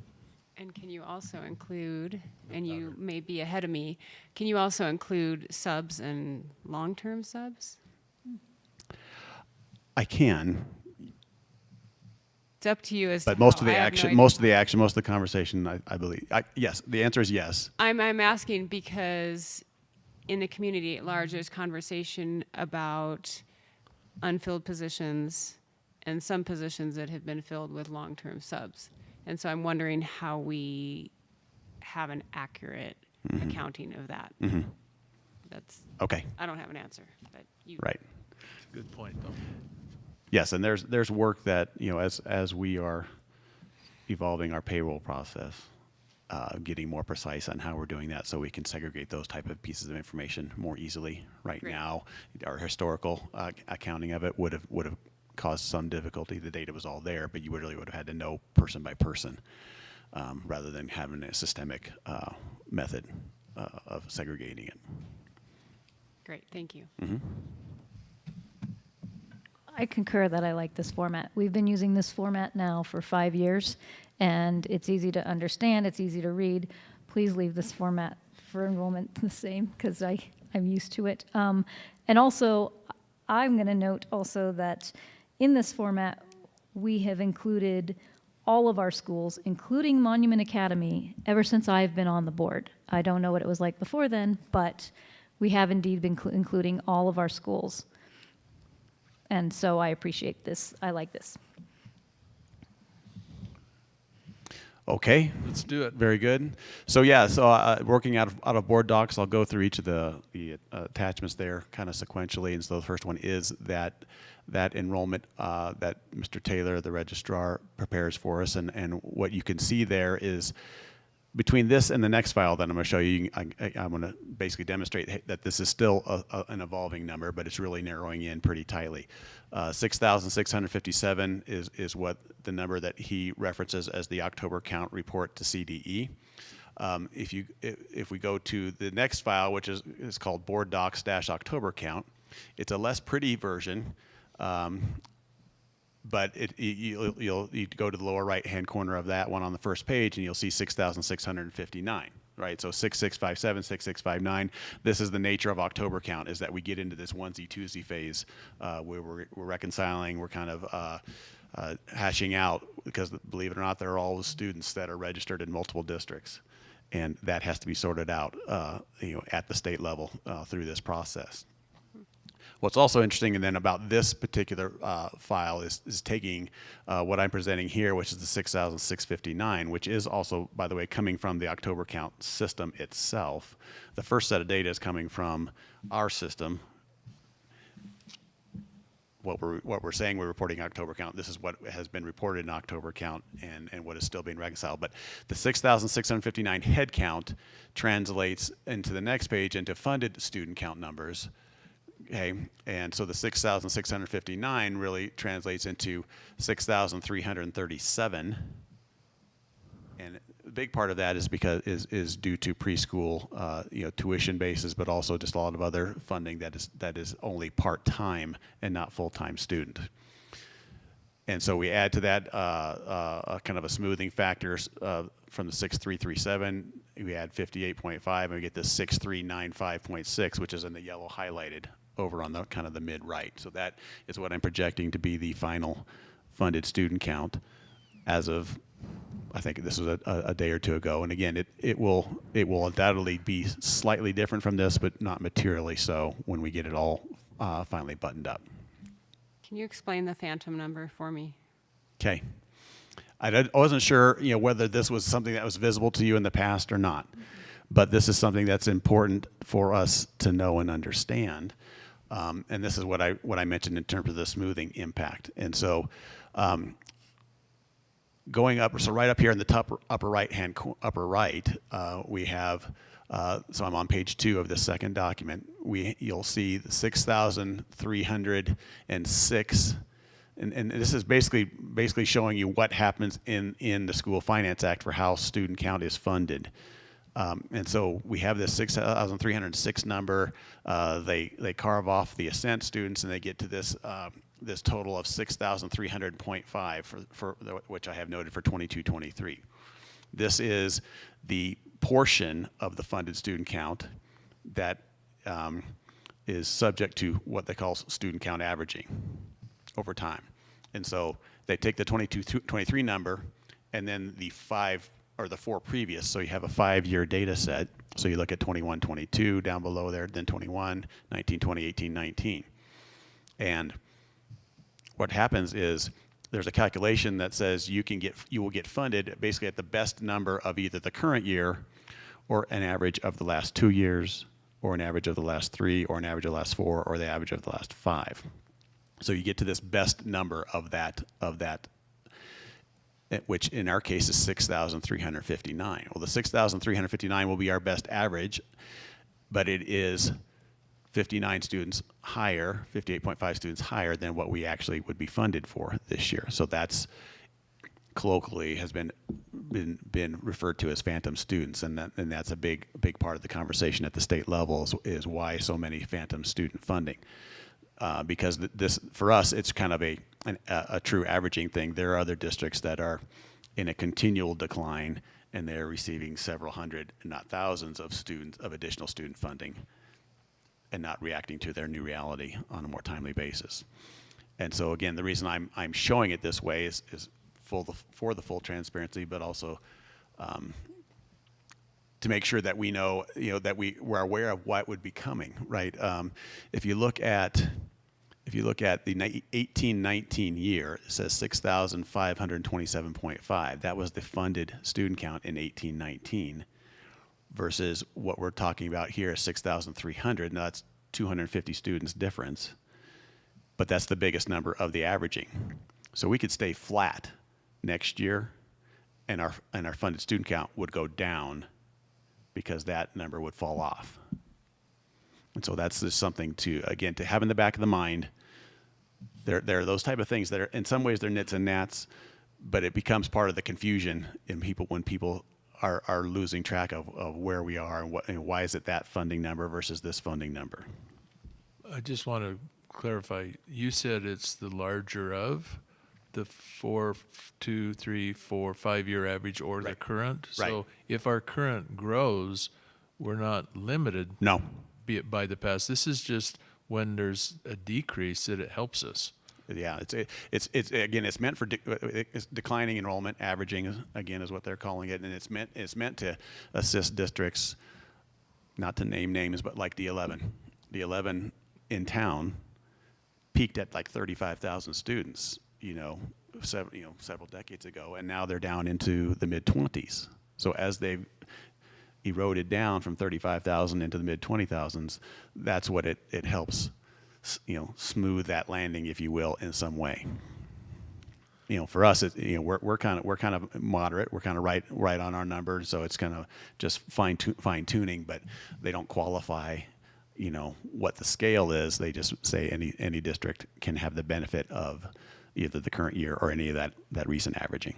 So is it a fair statement to say that our enrollment for 22-23 is 59 less than our 4-year average? Yes. Okay. On a funded count basis, not on a head count basis. Right. Which is, again, is another part of potential confusion. Awesome. Okay, anything else on that one? So the next file in the board docs is the big package, which I'm getting to add some more slides of information to this. And I don't want to spend a lot of time on this one today because we just talked about it a lot in the work session. But what I would say is if we go to page 2 and focus on the upper left-hand corner general fund number here, again, the thing to really notice is for the general fund, Fund 10, and our expenditure performance so far this year, where we are. This is you can see that the date is as of November 4th, so it's basically 4 months through the year, which is 1/3, 33% through the year, and we're sitting at 32% spent on the budget. So we're a little bit under, but not significantly so. And of course, when you peel back those layers, you'll find all kinds of different questions. But in the big picture, we're on track with budget. So that's the only one I wanted to talk about on this slide in this package, unless you want to talk about it more. I do. I have Okay. a question, and this came up with our school site visit. So there's a number of staff positions, teacher, staff, support staff, whatever, just a number of positions that are in our budget but have not been filled. Is that an accurate statement? That's true. Yes. And so within these budgeted numbers are cost for phantom employees, right, that don't exist. And when we go through this budgeting process as we get into our final amendments, is it possible that we can take those funds, use them, perhaps for some sort of compensation? It's completely possible, and I would be intending to bring that to you as a decision point. Okay, very good. Again, I wasn't paid to ask No. the question, was I? No, we're just two accountants thinking alike. I get it. Yeah. So here's the thing I'd like our board to consider, and this isn't to be voted on. I'd just like to hear from everyone. I would like to charge Dr. Summers and Brett to look at our budget really closely. And I'm going to give an example. So a couple of years ago, we had to spend $300,000 down payment on some curriculum, and then it was another $200,000 or $300,000 more. And I remember thinking at the time we were approving that from our reserves. Yet when we did the final audit, our reserves didn't go down. What that tells me is we've been ultra conservative in budgeting. Maybe this one example that we just talked about, phantom employees being a part of that, but there may be more. And what I'd like to do is charge our administration to tighten it up. Let's look at where we're at and where will we be with our reserves at the end of the year. And let's not err on the side of being too conservative. Let's be as close to reality as possible. That's my thought. I'd like to hear from each of you.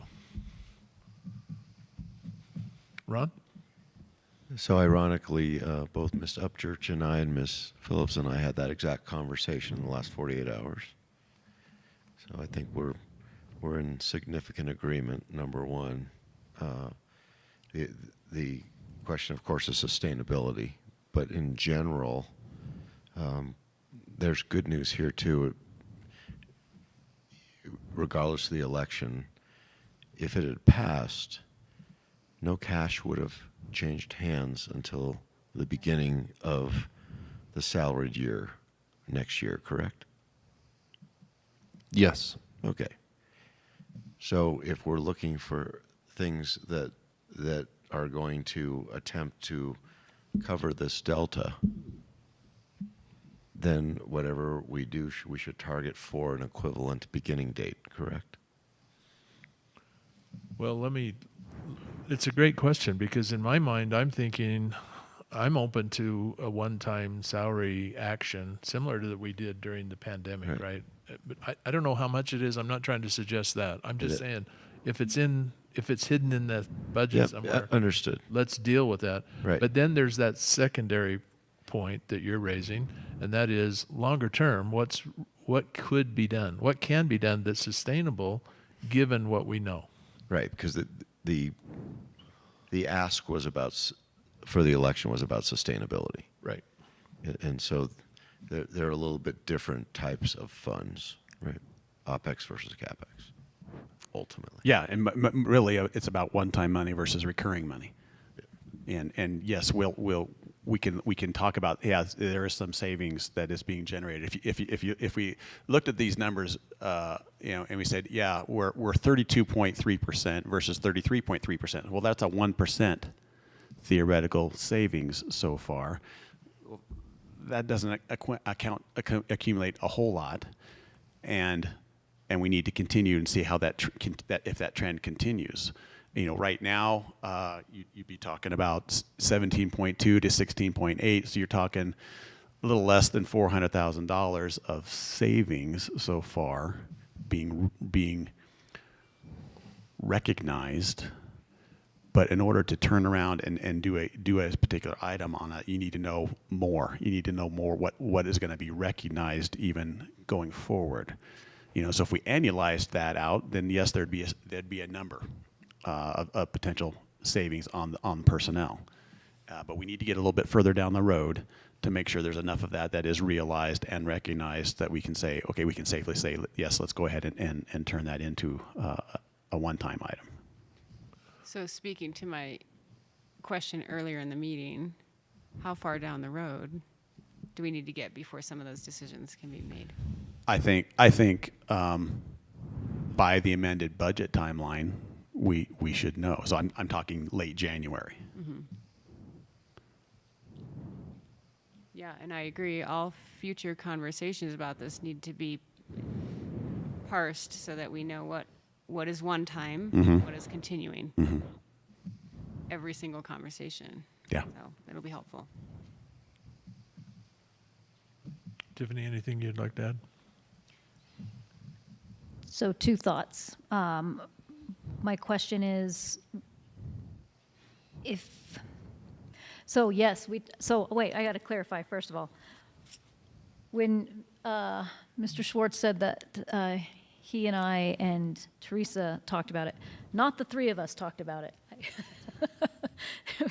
I talked about it with Mr. Schwartz, but I just want to make sure that that's clear. My one question would be, so we've got some unfilled positions we've been saving for. We need to make sure we still have cushion because ideally we are still trying to fill those positions, correct? Right, and that's the difference between what has been realized so far, and you could say if we filled everything today, then this budget variance would only sit at $350,000, say. Well, you can only do so much with $350,000. If it continues for another 4 months, then that $350 becomes $700. Then you start to get something that has more mass to it, and so we have to keep watching that. And that's why I say we have to get further down the road before you make a decision that's really going to have any sizable impact to it, because we got to know exactly what we have available for that. If we were to make a motion to direct Dr. Summers and your team to put something together to be done by December and do it in a work session, would that be feasible timeline? Well, if we could hold on for a minute, because again, what we're talking, there's different things to talk about around this topic. Okay. One, right now we're talking about the expense variance. Then there's a revenue variance, and then there's a fund balance variance. And so all of those things have different opportunities, different risks, if you will. And so if we wanted to do something sooner, we wouldn't really be generating that from an expense variance scenario. We need to be generating that from a fund balance scenario, meaning it was a beginning of the year type of issue. Needs to be in the bank. Or it needs to be So comprehensive. I'm just saying we could talk about that, but if we get through a couple more topics. Okay. It's still in this presentation here. So is it feasible to do a one-time compensation for the holidays? That's what I'm saying. Let me Okay. get to a couple more points. Well, and to build on that comprehensive review, Chris Coulter is working on, he did a nice job of doing a bus presentation that showed us the aging of the fleet, and we need the same thing for boilers and coolers and the facilities. What was the index you're going to build? Facility Condition Index, FCI. FCI, yeah, Facilities Condition Index.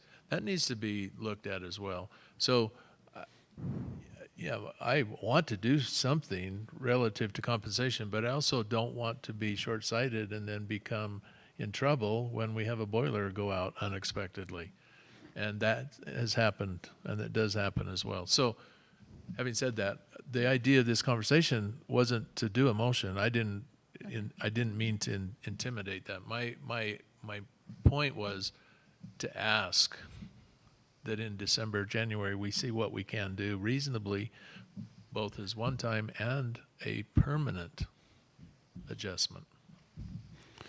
Yeah, and so again, we've been talking to the point we've been talking here is about our year-to-date expense variance. What I'd like to do now is talk about revenue, forecasted revenue variance, and then talk about the fund balance angle to this. Did Mr. Clausen have a thought or comment? Matt, did you have any comments or questions? I don't. Thanks for asking, Mr. Taylor. Yep. So if we go back to in the board docs, I want to talk now to the file that's called the SFA projection. So that's the School Finance Act, which is, of course, the vast majority of our funding comes from that.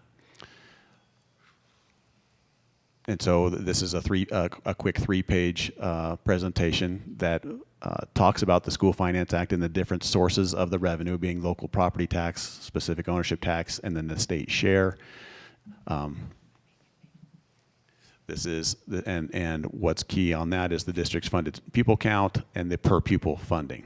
So I'm just looking at this first column here, and this is anchoring on the 21/22 final result. Are you with me there? I am now. You are now.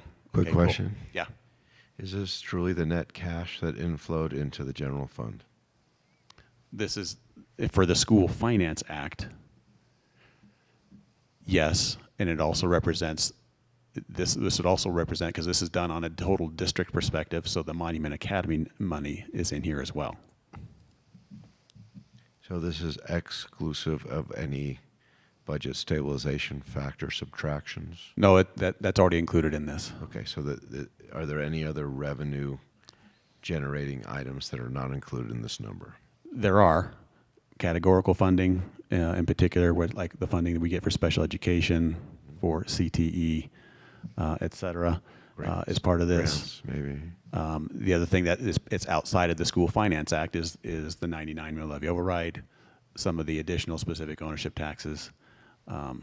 So there is other money outside of this, and you're asking great questions because this is just another schedule I've been working on. It's building it so that you can to help you and everyone see how that flow Thank works. you. So we'll look forward to that in the next iteration of the big package. It'll be there. But what I need to focus on with the School Finance Act is again anchoring ourselves to from what we ended last year and what this year's budget was built on. So this year's budget, which is the third column, was built on 6,445 students at $9,050 per student. And so as we're talking about the October count number, that starts to introduce the volume variance. What is the change in that student count number? Also, so if I go to the second page here, no, I didn't go to the second page, sorry.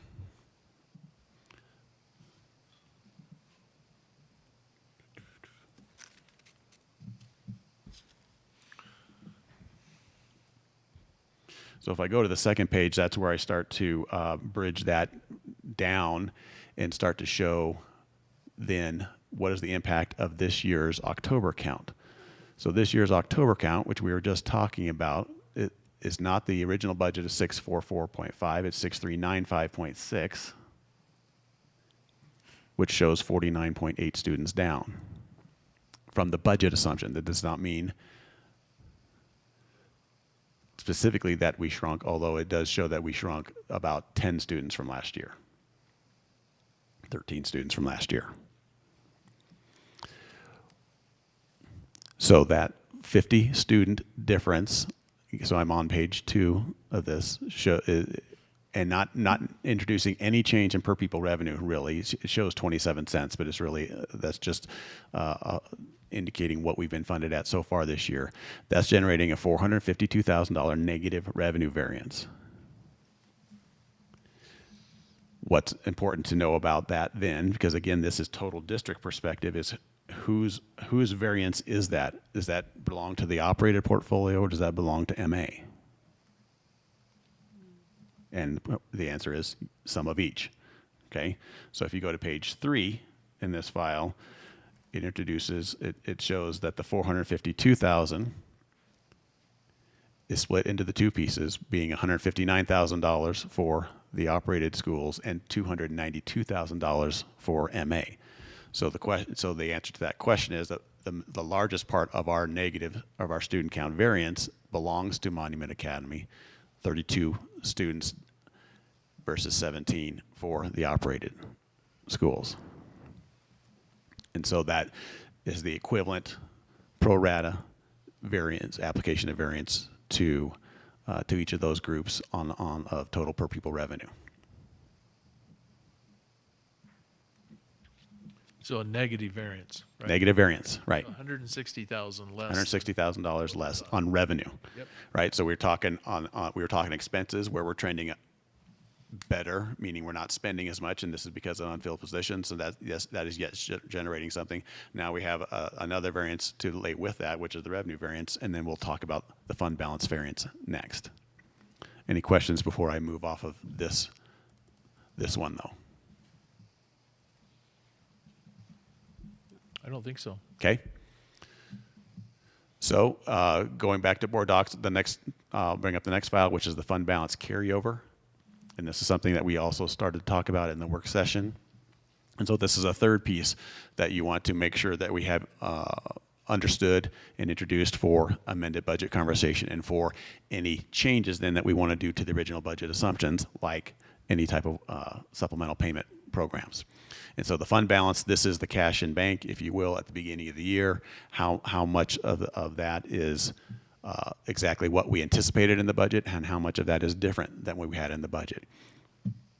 Of course, what happens in the general fund, Fund 10, is the most notable of this, and what you see here in this box is that the general fund, Fund 10, was really essentially on budget in terms of its beginning of year fund balance, only $30,000 different on a basis of over $14 million.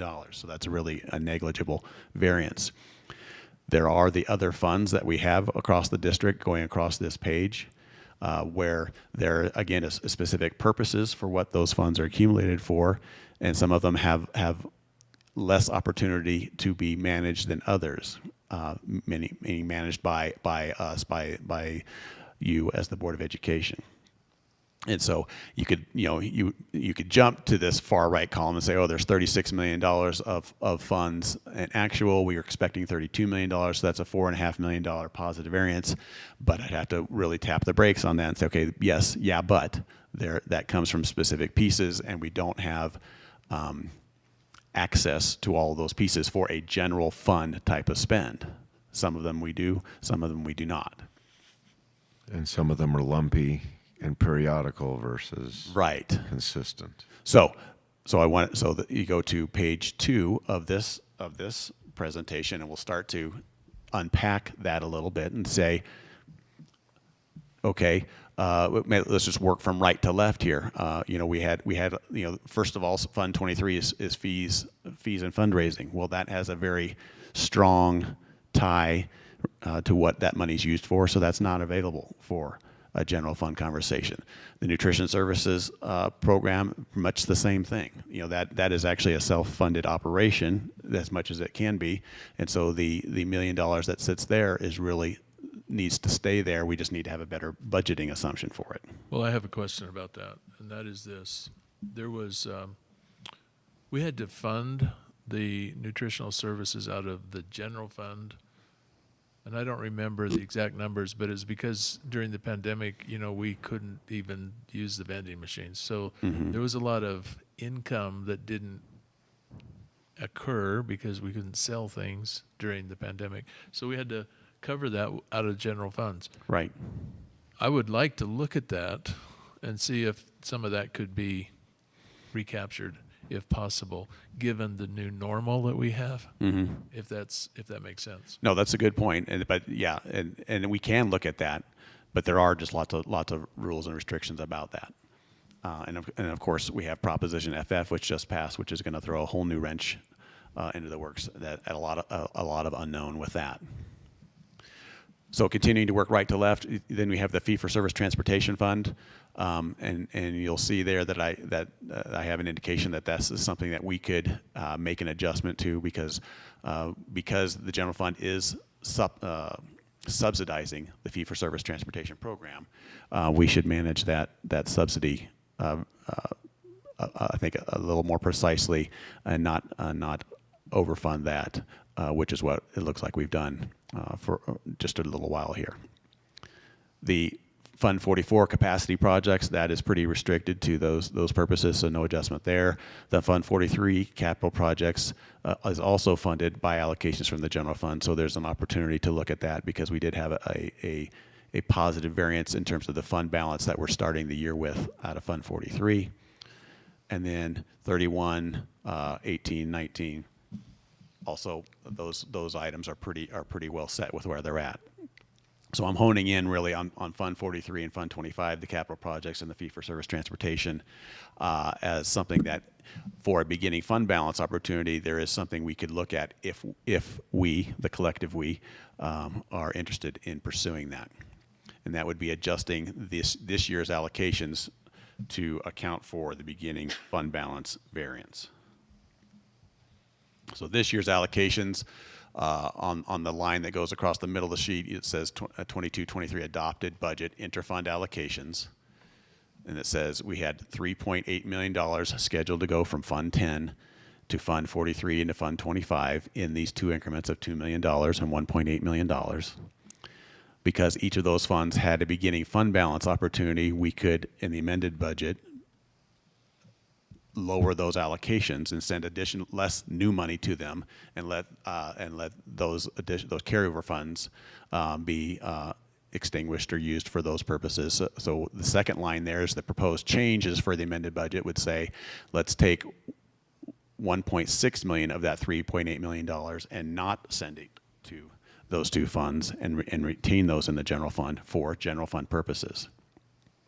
So that the net allocation there on the next line is the 2.175. Now, what would we do with that money, the $1.6 million? I basically identifying a number down here called amended expense budget change of 1.5 million. So I'm taking 1.5 of that 1.6 and introducing it as the opportunity for conversation here about new changes to the expense budget just from this purpose alone. So not because of expense variance, not because of revenue variance, although actually I shouldn't say it that way. I am suggesting that we save $159,000 of that to cover that revenue variance, and that of that 1.5 million. So that still leaves 1.35 million basically to consider what would we want to do, if anything, with some of that one-time money. Now, what we had previously introduced was an idea to basically begin again the bus fleet management program and go back into to improving that. And so that would be the topic that we have next on the agenda if we want to talk about that. What the number that I have included here is a proposal of 2 buses from this money. So spend $253,000 of that. $159,000 that again to cover the revenue variance, and then that leaves $1 million of beginning fund balance for any other general fund purpose.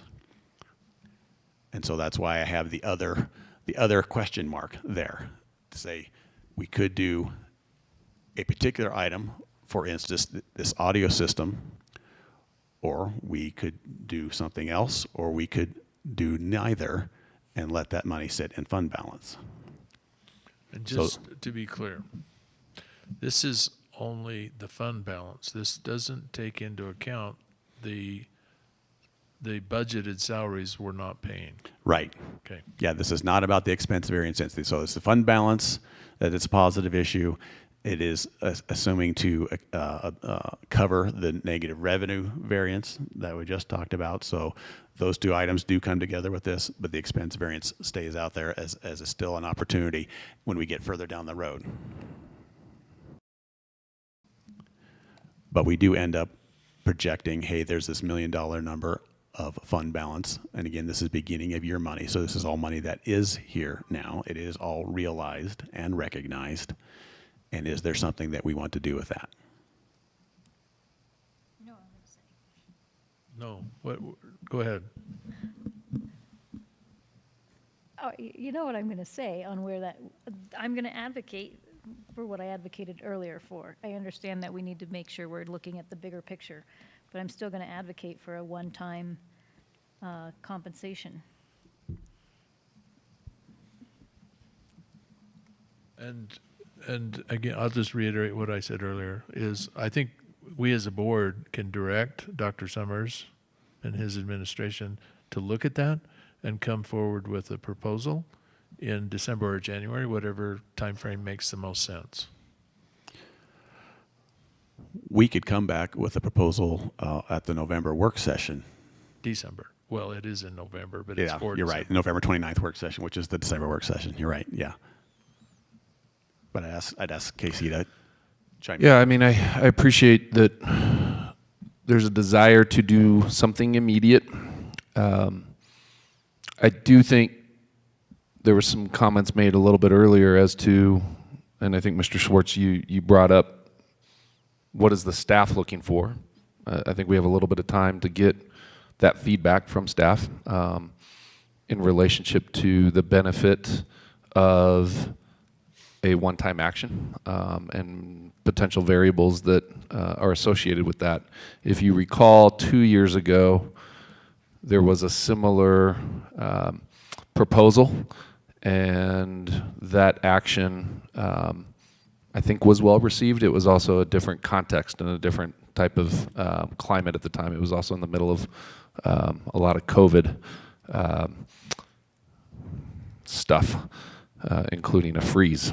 Last year, not to go down the whole long list, but the actions that were taken were more in alignment to ongoing, recurring expenses, which we were able to accommodate. So I appreciate this is both something that has to be a short-term Right. focal point, as well as what are some of the long-term implications as well. So if you are directing us to come to you with a proposal as early as November 29th, we can make something happen. If there was a desire to take action during that meeting, of course, it would have to turn into a special meeting. So I guess that's another consideration.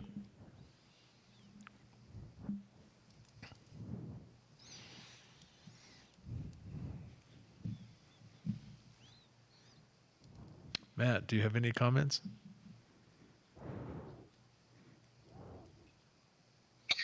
I don't. Thank you. Teresa, any comments? I don't have any right now. Tiffany?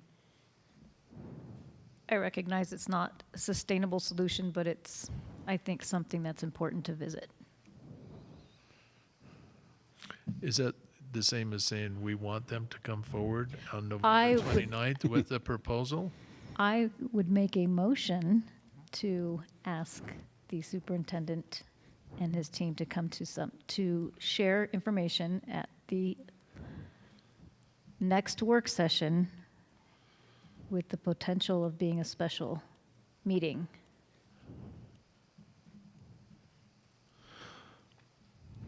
Ron, any thoughts? Yeah, several.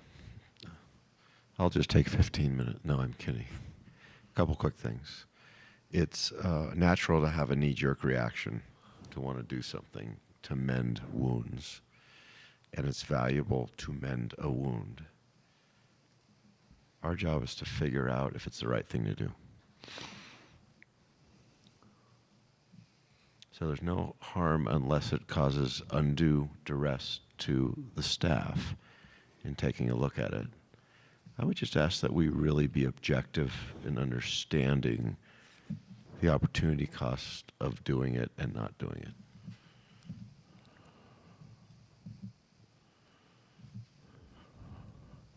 And also I'd add, what else is behind the question mark? Audio system / other / question mark. I mean, there's other things you could list, so list it all out. Well, that's what I'd actually like to see is, I think during our last work session, Ron had asked, come up with the 4 or 5 things that is front and center. Well, I'd still like to know what those 4 or 5 things are so that we could actually see what, we have limited resources. I've said this before. We can't just do one thing and try and fix a problem because it may create others. And I want to be really careful that we do this the right way. You're doing it the right way. The numbers that we're getting are clear. There's something we can do. The question is Chris Coulter going to resign because you guys are not taking care of facilities? Or is Amber going to resign because we're not taking care of curriculum? There's other issues, right? Well, let's look at it comprehensively, and I think that's what I heard Ron just say. I agree. And that's been consistent. Okay.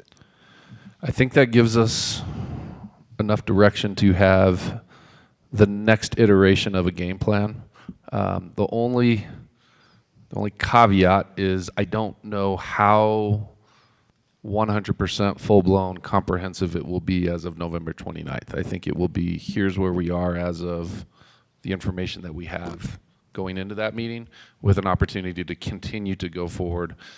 For example, as much as I am a proponent of us looking at, it's more than just an audio system, and I won't get on a soapbox here and tell you all the cool bells and whistles, including major upgrades to safety and security features. But I don't believe we're going to have as robust of a proposal as I would like to as of that Tuesday.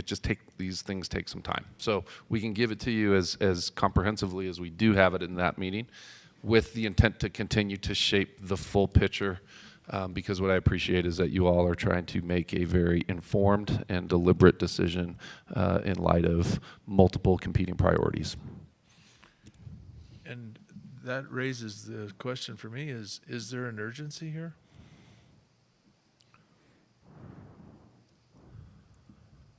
Because I don't feel urgency. That's all I'm saying. I'm like, let's let them do their job and do it completely as possible so that we can make an informed decision. I don't want to be I don't want to feel rushed. I don't want you to feel rushed. So is there urgency? That's a valid, not rhetorical, but literal question. If I may, I'm just going to speak to what I'm hearing on here. I think this is a nexus of the emotion following the election and the desire for us as a board to optimize what we have. And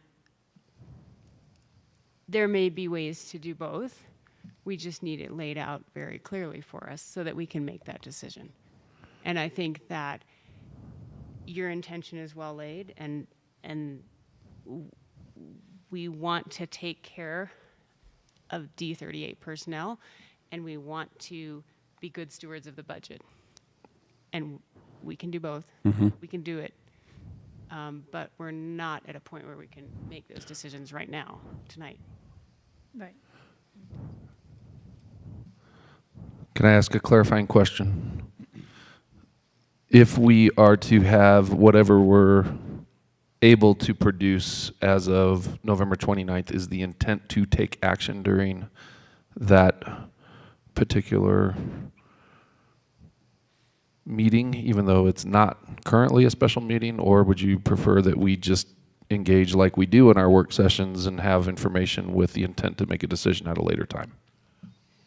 Well, my reaction is I need to wrap my head around it. This is not something that's actionable until after the work session. I need to walk through it in detail So perhaps at the end, I mean, we can schedule a special meeting if that becomes a necessary part of this. I just don't want to go into the work session predisposed for a special meeting.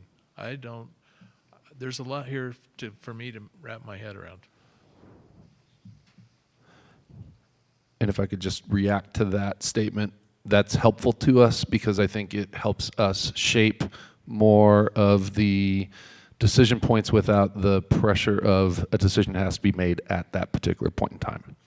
But I think we can be pretty robust in at least what we have available to continue to build toward as comprehensive and as bigger picture of a view of these things. And I say big picture with the details, so it's both. And we'll go whatever direction you guide us to go, but that I think helps give us good clarity, at least in terms of what we're moving into on November 29th. Excellent. Any other comments or questions before we move on? Are we all satisfied that we've given them sufficient direction? Because I think you have. Yeah, and I'll just, if I can, just allow Brett, is there anything else that you need at this point, given the dialogue up to this point? No, I don't think so. I think the only thing is using this as a segue into the next item for the bus conversation, and basically also demonstrating that we're not the bus conversation wouldn't be claiming a majority of this at all. It's less than 20% of this opportunity here, and so we have been talking about that for a couple of meeting iterations now, and so that's why we wanted to continue to bring that and keep that conversation going, if you are willing to hear that. But in terms of the other ideas, no, I think we can definitely bring information to you on November 29th. I'd like to move to that next agenda item, and that is to consider approved school bus purchase, with the caveat that I just saw in your your fund analysis that you've only got 2 buses in there now, and I know there's one with ESSER funds. So does that mean 3, or are we still looking at 4? Actually, what we are going to do 2 from ESSER and 2 from general fund. Okay, so the proposal that we're prepared to address is the same. It's just that Yes. the funding of those are slightly varied. Yes. Okay. Yes, we took 1 from the general fund and directed it towards ESSER when we had started with 3 and 1. Now it's 2 and 2. Excellent. Thank you so much. And so with that in mind, then I want to make a motion to approve the purchase of 4 school buses to replace the oldest buses in the district fleet as recommended.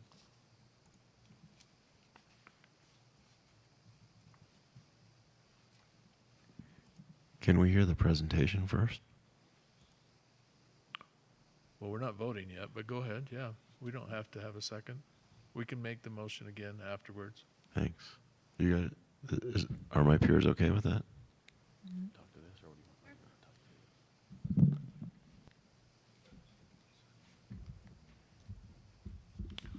We did go through this in some detail at the work session, so hopefully you had a chance to review that, because I know some were left earlier, couldn't make it.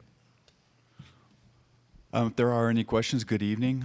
It's good to see everybody. We did discuss this in the work session, and some of the things that we have learned and some of the more salient points associated with what's going on are the age of a lot of our buses. The other side of things that is very, very unique about Lewis Palmer School District are the total number of miles that our buses utilize on an annual basis. The Federal Highway Administration tells us that to assume for the largest population of school districts around the country, they should assume 8,000 miles a year. In Lewis Palmer School District, we're actually 50% greater than that. So certainly on the operational side of things, number one, our kids are on the bus for a very, very long time. Thank you. Thank you, Brett. And while at the same time, we put an awful lot of burden on our buses, both in terms of economy, in terms of fuel operations, the wear on those various different buses, but at the same time, putting that 50% increase associated with what's going on with our buses, it is. It puts an awful lot of burden, and we wear our buses out more swiftly than other school districts on a pretty normal basis. We are able to, and in terms of straight line depreciation, we look at a 15-year straight line depreciation, and of our 37 operational buses, greater than 50% of those buses are 15 years of age or older. So those are our oldest route buses, those 12 buses. So certainly these 4 buses that we are talking about would put a little bit of a dent into that. But our newest buses, certainly the operation of those buses, it's significantly greater. And just to look at payback associated with those buses, we're looking at about 8.5 years to pay back, as you know, when looking at fuel economy as well as repairs and routine maintenance associated with those buses. So in terms of 8.5 year payback associated with something like that, that's not the worst payback that I think anybody has ever seen.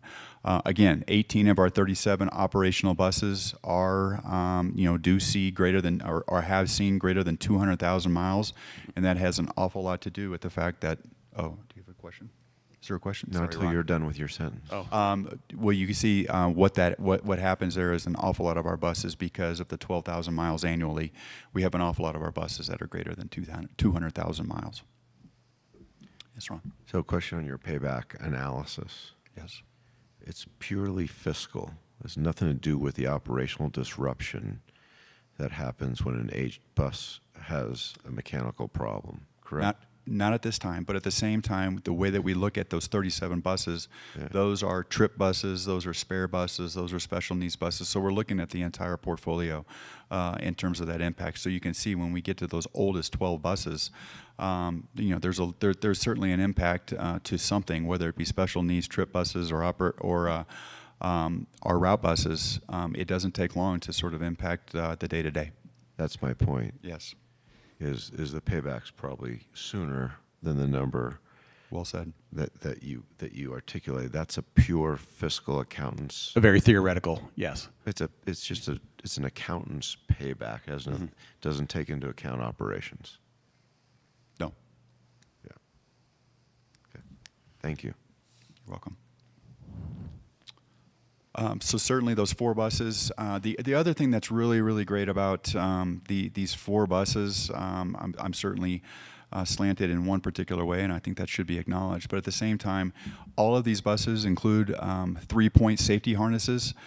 We do have greater density associated with our elementary school routes. Those are very, very high. You can get more of those of the smaller kids on those buses. So certainly having those the ability to increase both operational efficiency as well as safety, while at the same time understanding that our buses are 50% greater in terms of mileage annually. I just can't think of a better recipe for being able to substantiate the need for buses.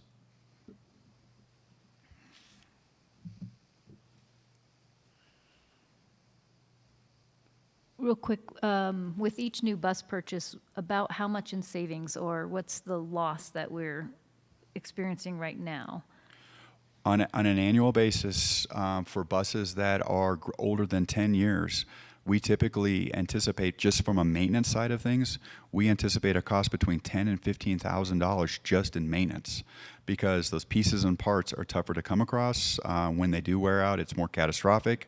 But certainly the operational efficiency, knowing that gas is $4.40 a gallon, and the operational efficiency of those buses is significantly less. You're looking at 10 miles a gallon for a new bus.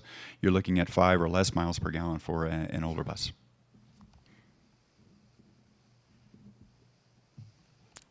And I don't know if you know this off the top of your head, but it seems like every year we get it as parents get an email that says XYZ bus is broke down, expect to see your students at a later time. Do you know about how often that happens? It doesn't happen often, but it's already happened once this year. But it doesn't happen often. Chuck and the guys do a phenomenal job of maintaining and sort of keeping the inventory alive. And how they do it, I do not know. But man, they are very, very diligent at what it is they're doing.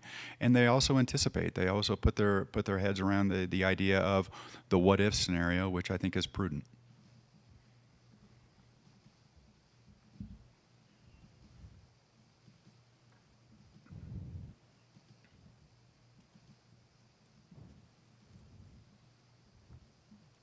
And what's the turnaround time For for approval to have buses online? we would have them in August.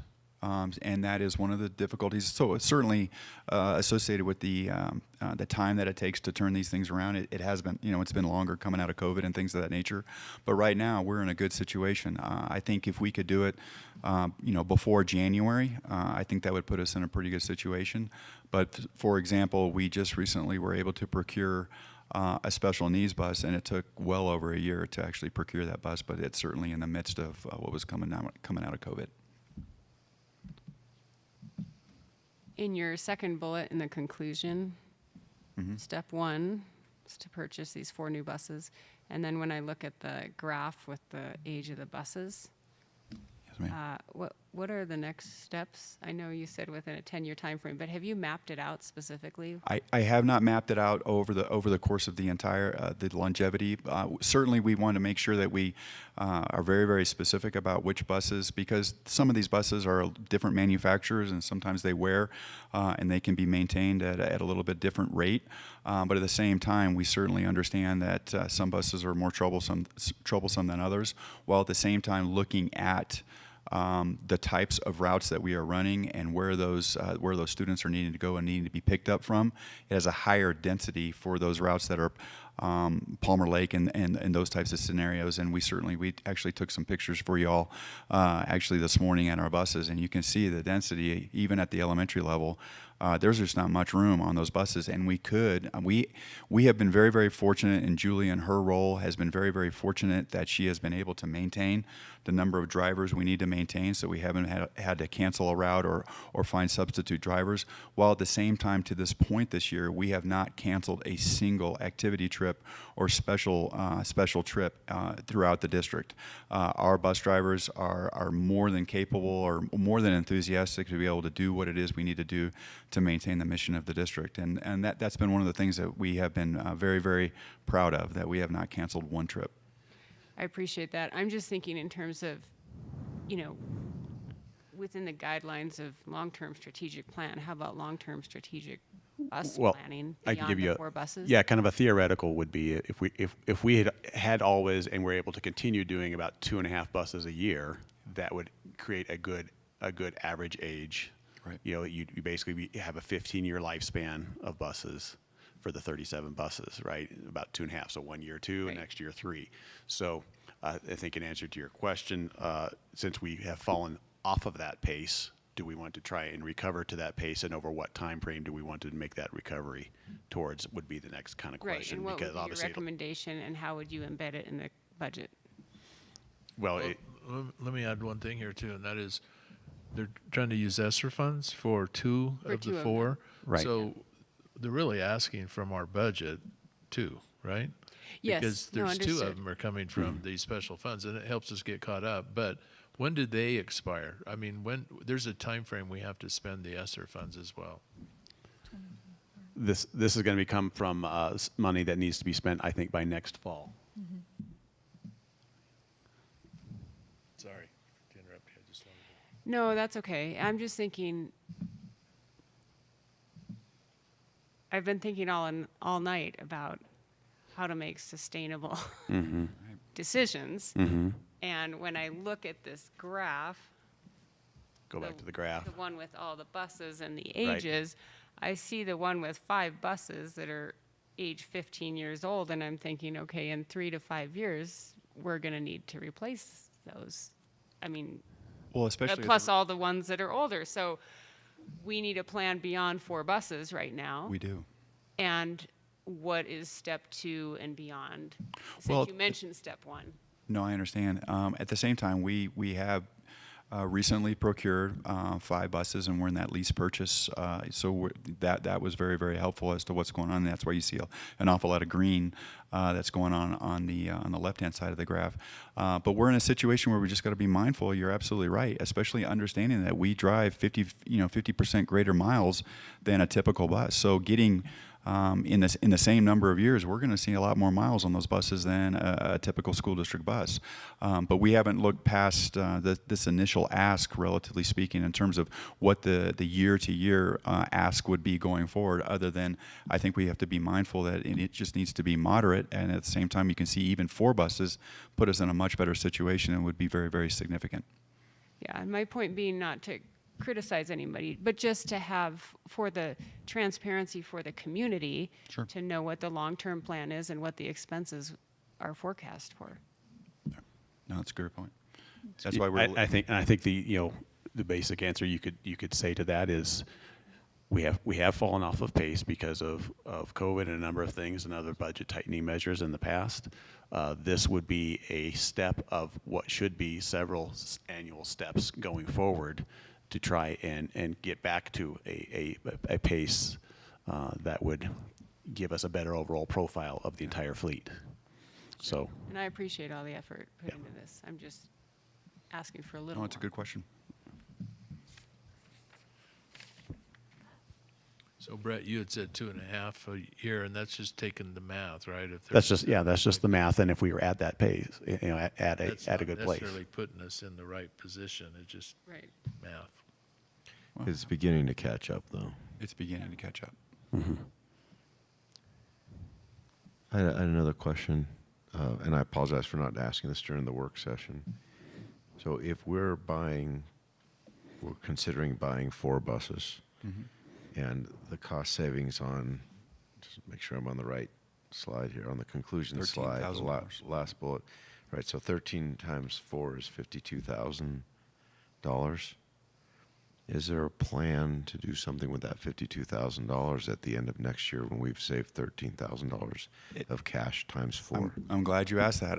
That's certainly a part of the overall analysis. Right now, that hasn't sort of been mixed in as that would be part of the payback associated with future purchases. Hey, that's money that we've been able to gain from operational savings associated with those earlier purchase of having newer buses. But that would actually be a part of the analysis. So I applaud you for that's exactly the intent.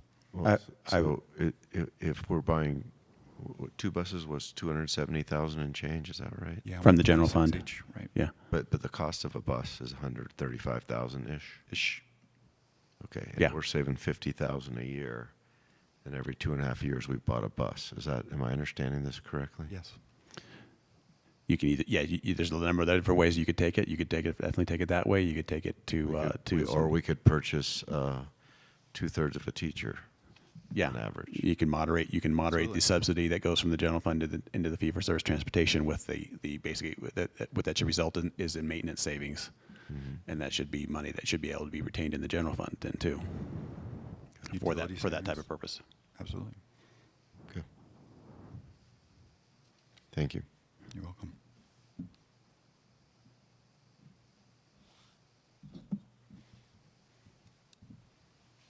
I said staff is my number 1 priority. Student safety is actually my number 1 priority. Sorry, staff. 1A and 1B, right? Yep. Concur. Right. They're on the bus for a long time. Some of our buses go nearly 200 miles a day. That's a long time. Here's an important question, and it's a 2-piece question, if you don't mind, and then I'd like to propose a conclusion. If we order the buses immediately, they should be here in August for usage. Is that correct? If we order immediately, yes, that would Okay. be our intent. What's the lead time for physical delivery that you're getting quoted from the vendor that you think is the best fit for the district, both price and value? Right now, that's why we've really wanted to move on this quickly. So what they're telling us right now is they can make August. They can make that August delivery. We have not seen that in the past, so we want to sort of prove it. It's one of those things where trust but verify. But at the same time, we feel that they're in a situation where many districts are ordering buses at this time. So we're not alone. We're not the only district out there getting buses. For example, 49 ordered 15 buses from the same people we're ordering our buses from, or we would have the intent to order our buses from, which is good. That works in our favor. Yeah. 15. Yeah, but please don't get intimidated by a number. They may have manufacturing capacity Oh, of absolutely. 15 buses a week. Absolutely. So please don't Yeah, allow so the the number lead to time has intimidate. been 9 to 12 months, and so Yeah. right now they'd be talking, being able to hit on the low end of that. Here's my conclusive concern slash ask is this is phenomenal work. It appears to be a very important thing for us to do in a very short order. But I don't feel like I have a comprehensive view of what is in front of us, what our needs are, what our priorities are, what's the best possible investment for the safety and security and well-being of our students and staff. So my question is, if we can have a relatively comprehensive view of the top 10 and who wins and who loses with each of those acquisitions or changes or improvements, it makes it very easy for us to make a decision. And I know time is of the essence here. To me, that would be a very short, quick special meeting after a work session if we needed it. My concern, for example, is this more important than finishing all the 3M film on all the glass, on all the buildings? And how much is that, and how long does that take to do, and who wins and who loses if we do and don't do it? That's all. And it doesn't have to be a term paper, no pun intended, right? It can be a quiz, but gives us a semi-comprehensive overview so we can make a transparent, intelligent, and impactful decision. Okay. But I leave it to my peers.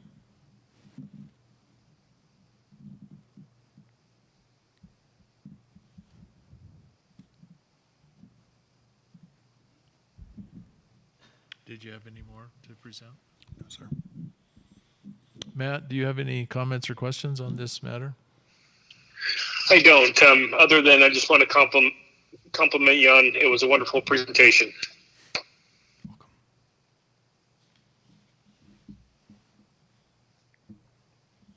This is a good presentation. Wise.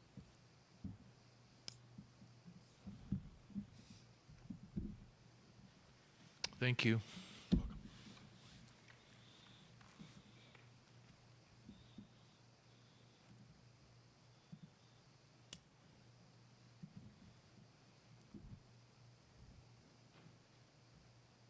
Okay, we'll move on. C5, first reading of policy revisions. Can I get clarification on what our next move is? Are we doing this at the work session? I don't know. What are we doing at the work session? So I'd like to propose that we understand what the top investments that the district suggests that we make and what the pros and cons are on them. And if the buses makes the top list, then if we need to hold a special meeting to approve it, that we approve it so that they're ready to go for the beginning of the school year next year. It would be a very short special meeting situation. If I may, Please. the only caution I have with respect to that request is, as I mentioned earlier, our comprehensive ability to give you the top 10 we're stretched to be able to do that as early as November 29th. The facility condition index approach, for example, will take a lot of additional detail and time to be able to rank order all of the different possibilities, both with respect to the immediate future and the longer term, as just one example. So at the risk of sounding a little bit abrupt about it, I mean, the buses are going to be there no matter what. It's not like they're fourth or fifth on the list. They're in our top, I'll just say it right now, they're in our top 2. I don't know that I don't want to imply that buses are right alongside the potential of a staff compensation action, because I think those are 2 different buckets.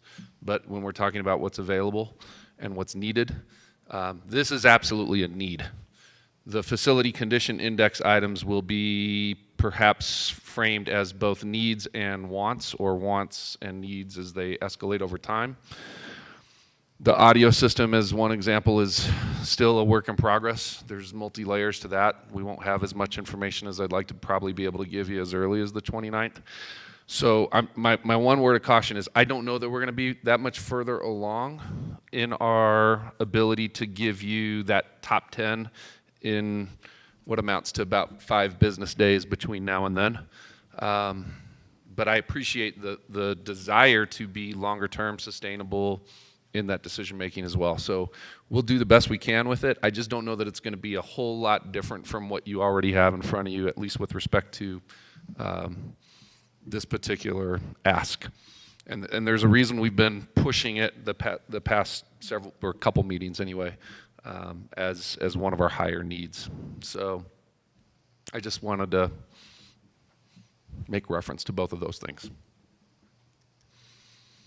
And if we delay it, we delay it. I mean, it really is Right. up to you. So, But what I'm hearing is, and from Mr. Coulter as well, is that this is a top priority and it's a need.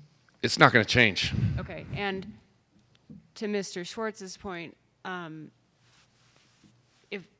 correct me if I'm wrong, but a year or two ago, there were some buses on the docket and they got set aside at some point. We ended up not getting them. Am I? We made the That's correct. Okay, so to me, this is a continuation of a process that began and was interrupted. And given that it's a need, It's not going to change. it's not going to change. And the motion is still on the table? No. No, it's moved it'll on. have to Okay. be done. But let me add Just to wanted to what you clarify. just said, and that is, just the math. It says we should be buying 2.5 buses per year, and we're only buying 2 out of our general fund. So this isn't really above and beyond. Thank goodness for ESSER funds that allows us to get the other 2, which helps us restore some, I don't want to use the word credibility, but, more reliability in our fleet. So to me, it's not extraordinary. It should just be in the budget. Brett, I'm sorry, but do we have purchases of buses in this year's budget that we're still amending? No. Okay, and I think that's part of the issue here, is that it's been ignored. And that's what your question made me think about, is, we can't just ignore it. This is a problem that doesn't go away either. And it's past time, in my opinion, to just get back on normalcy, like approving two, and then 2 more with ESSER funds. So I'm happy to make a motion if somebody would like to second it, we can have a vote. I have a question for Mr. Coulter.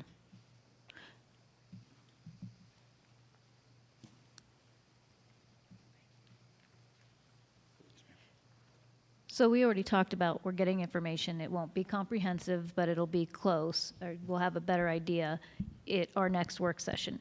Knowing that this is a top priority, and I've also shared one of my top priorities, pushing this back 2 weeks, does that make or break delivery time? I don't think so. Not 2 weeks.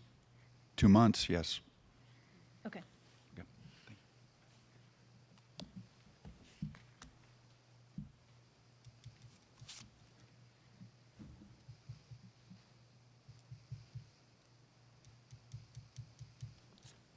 So my compromise is Mr. Schwartz has asked for some more information to be able to make a sound decision.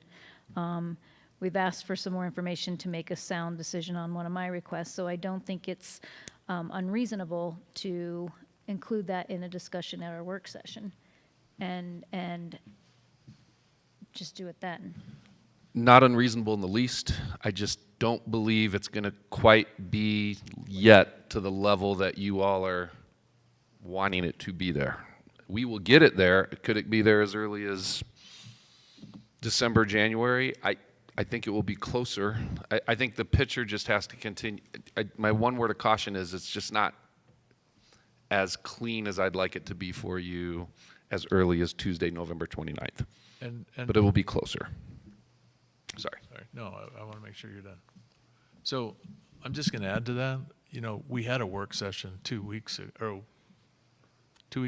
Yep. And we went through this in a lot of detail. And I can't imagine what else you're going to bring forward that's going to change my mind.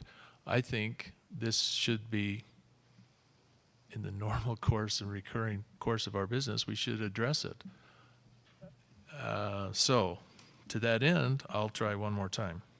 I'd like to make a motion to approve the purchase of 4 school buses to replace the oldest buses in the district fleet as recommended. I'll second. Comments or questions? Ms. Wood, or Matt, did I hear you want to say anything? No. Okay, Ms. Wood, can you call the vote? Nay. Aye. Nay. Aye.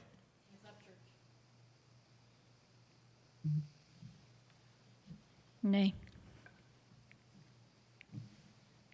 I'd like to vote on it in 2 weeks.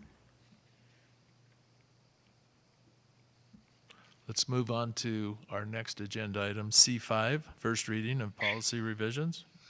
Hey, Mr. Taylor, before we move on, I'd like to make a motion. Sure. I'd like to make a motion to purchase 2 buses being paid for out of ESSER funds. Second. Second. Can we do that, Brett?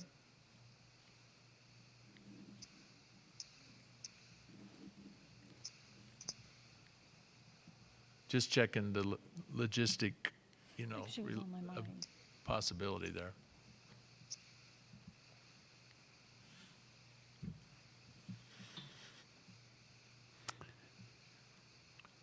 So, question being, can we do that motion to pay out of ESSER funds? We still have some processing to do with CDE in terms of amending our ESSER budget. The other slight hesitation I have is that our allocation wasn't going to be a precise 50-50. It was probably going to be something in the 51, 49, 52, 48 type of thing, where I don't know that we had the full amount for in the ESSER budget for 2 entire buses. But materially speaking, it was going to be that case. So those are the only 2 caveats I'd want to put on that. Does it, operationally speaking, does it, if we buy 2 now and buy 2 more in 2 weeks, does it really change anything? You probably end up doing just 4 anyway, right?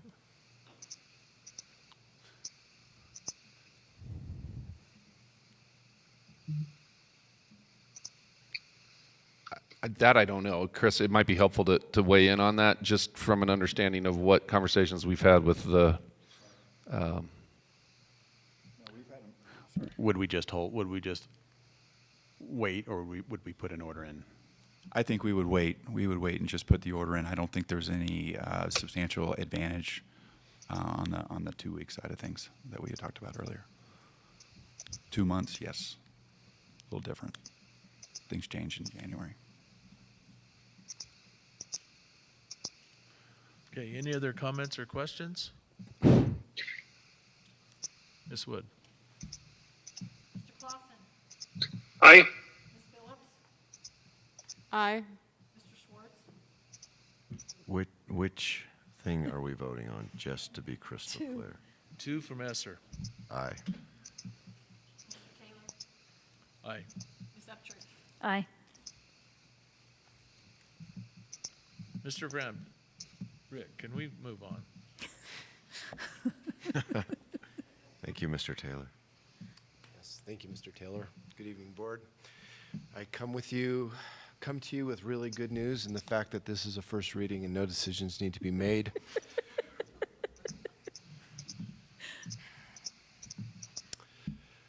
We are bringing to you this evening 3 policies and 1 regulation that we're just bringing to your attention. for a first reading that we will need to decide on as we, in a future meeting. The first two I want to bring to your attention is JFBA, and in your board docs you will see that there's a current version of the board policy, as well as in the executive section there's a redlined version that we are proposing changes. For those of you who might be asking, why are we doing JFBA and JFBB again? Because we just did it in January. That would be a very good question, and the answer is our Exceptional Children's Educational Act was changed as of June 30th, which is requiring our practices to be amended and adjusted specifically for students with disabilities. So we're taking this opportunity to look at a few other aspects of this practice since we've had 1 year with the current policy. The areas that we are considering for revision is we first of all need to define the difference between admission and conditional enrollment. What this means for us is there's actually going to be 3 stages in this proposed policy that we need to consider. The first is we will determine admission, and admission is based on a census, a head count in students of any student in a grade level. And we're going to go to JECC here in a minute and take a look at those numbers. But if we have enough sufficient space in a grade level in a school, we would consider an open enrollment as a child who is admitted into that school at that grade level. That would immediately initiate a conditional enrollment period in which we would then be able to obtain information regarding the student's disability status, discipline, attendance, grades, and the like. And in that time, we will be able to evaluate those things and determine if, in fact, we will be able to actually approve that conditional enrollment or deny that conditional enrollment. The primary reason for this change is the ECA rule changes now prohibit us from asking for any IEP or disability related information until after they've been admitted.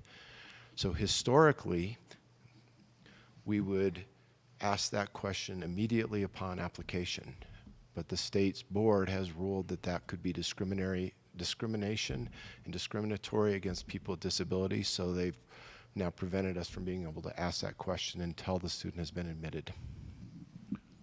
So I have a question if I could. So does this make it harder or easier for open enrollment choice in?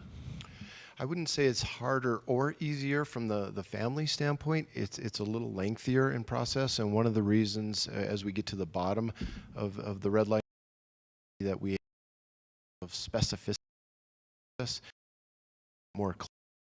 There was a lot of confusion this year as we were transitioning using our old policy to these new rules, and there was a lot of confusion for families that I think was very frustrating for them. So our intent is to make it more clear and easier for them, but the process in and of itself is just going to take a little bit longer because we can't ask the questions and get to that information as quickly. And really no impact on the district beyond what I think Act Jim requires. Taylor would disagree with that because he's the one who's going to have to operationalize this, and I think it's going to be one extra step for him. But beyond that, I think the majority of our processes will remain intact. Thank you. Mm-hmm. The other piece that I want to point out is, and we've wrestled with this a little bit, so when we come to final reading, I want you to think about it as well, but we're talking about a limited timeline for the round 2 window. Currently, we do not have a limit to that window, and in a family today could open and enroll into one of our schools, and we are making a recommendation that we close that round 2 open enrollment 1 week prior to the October 1 count. The reason for that is it gives us 1 week to review all the documents I've just shared with you and make a final decision for that October 1 count so we can count those students. So I've one more point to that I think is relevant. If a family chooses to transfer, especially in district, after the count date, we would then move into what's called a transfer. So it's no longer an open enrollment application. They'd be transferring from one school to another. That was my next question is, for intra, that means within schools within Correct. the district. That's So we're JFA. already familiar with these kids, correct? Yes. So that's what I'm a little confused by. Well, JFBA's language is less impacted by this change for that exact reason. It's really JFBB that we need to focus our energy on, which is the out-of-district or inter-district transfer. So you've just conformed them, essentially, because they're similar changes. Yeah, I mean, if you look at the special education aspect, that needs to be the same for both, because it's going to require the team to hold an IEP meeting to make the determination if the receiving school can actually meet the needs of a child. So that's going to stay the same in whether it's intra or interchange, but because we already have that information for our current students, we can streamline that process. It's much easier. I think I understand.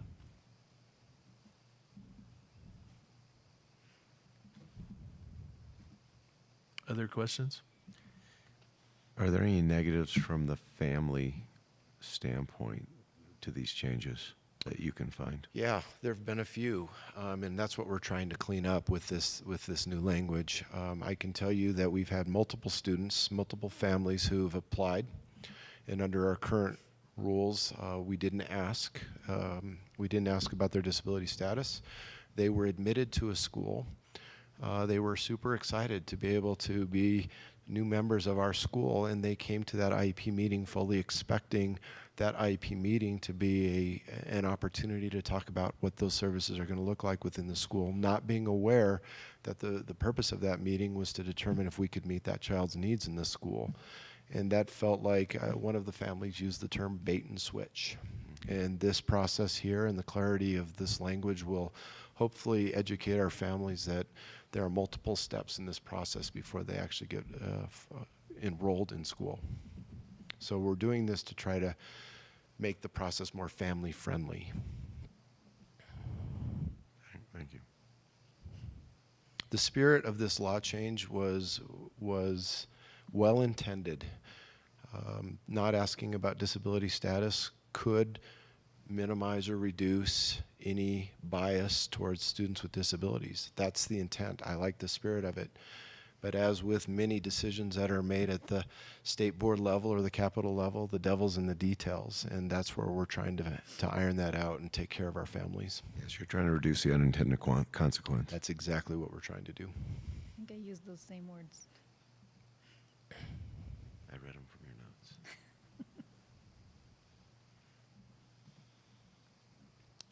Could you briefly tell us what the change of the ECAF_R?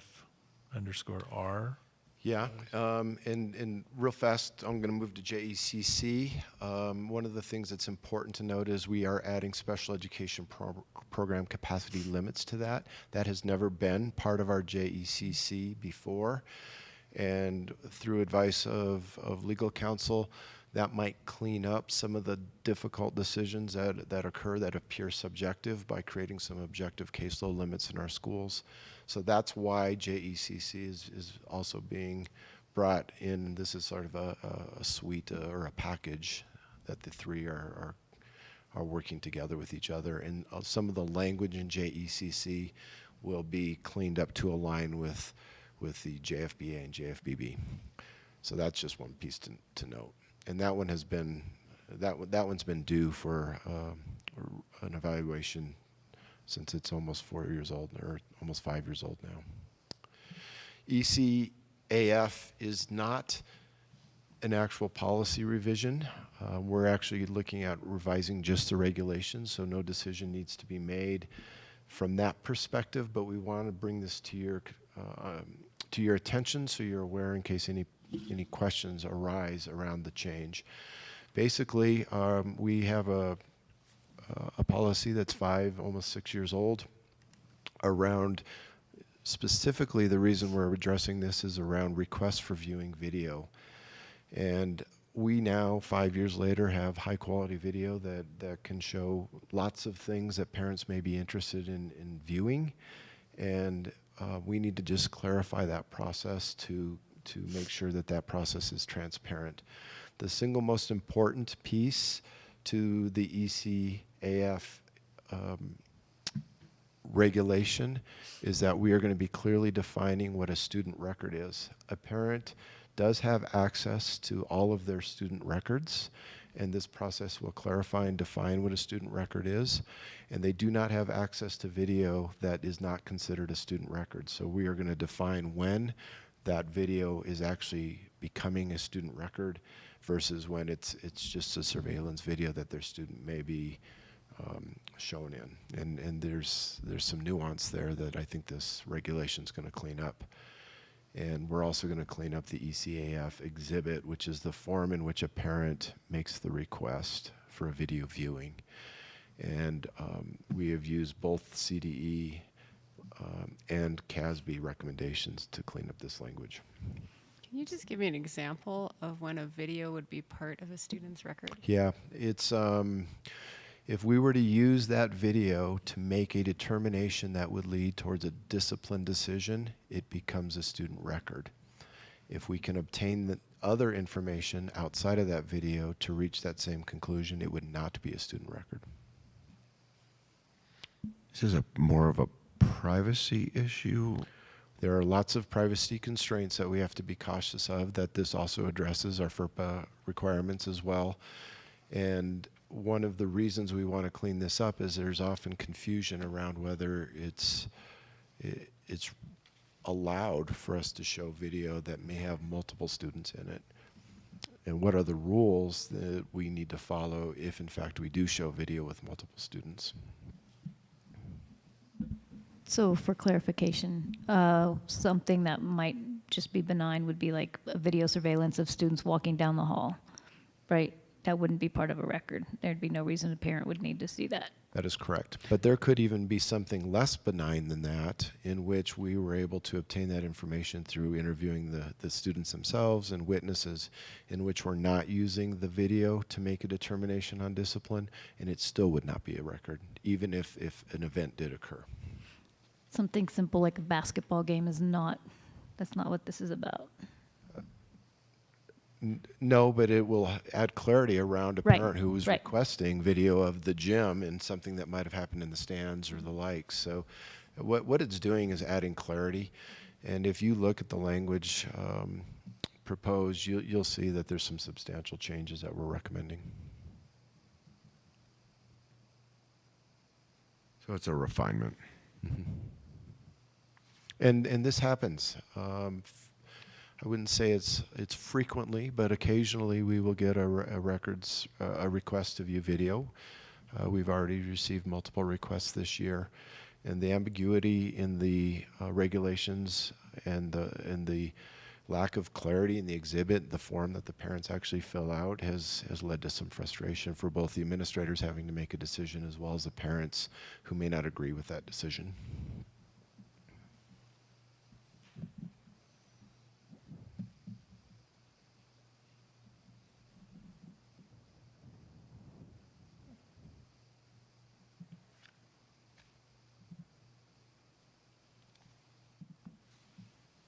Any other questions or comments?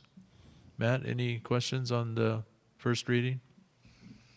No, thank you. Anyone else?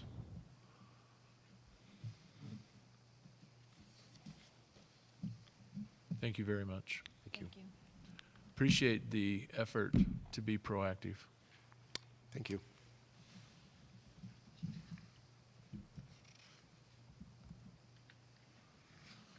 I'd like to make a motion to approve the consent agenda as presented. Second. Comments, questions, concerns? I do have a comment regarding the course proposal, which are for, as I read it, an additional, 2 AP courses. Is that accurate? 3. And an honors. Or 3, and an honors course separately, but is it 2 or 3 AP courses? I just wanted to make a comment that I think this should be part of some of those hard conversations as we move forward about how we are allocating funds, and this in particular, how are we staffing additional AP courses? How are we compensating teachers? Is this an additional ask from teachers that we already have in place? And we don't have adequate compensation right now. So how do we move forward as a board approving additional curriculum? And it's just, I don't have any answers. It strikes me as not necessarily congruent at this time, or offset from a reasonable time frame and the discussion that we were having earlier tonight about compensation.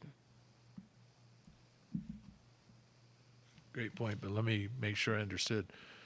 You're just future focused, or do you want to pull these from the consent agenda to address them as you articulated?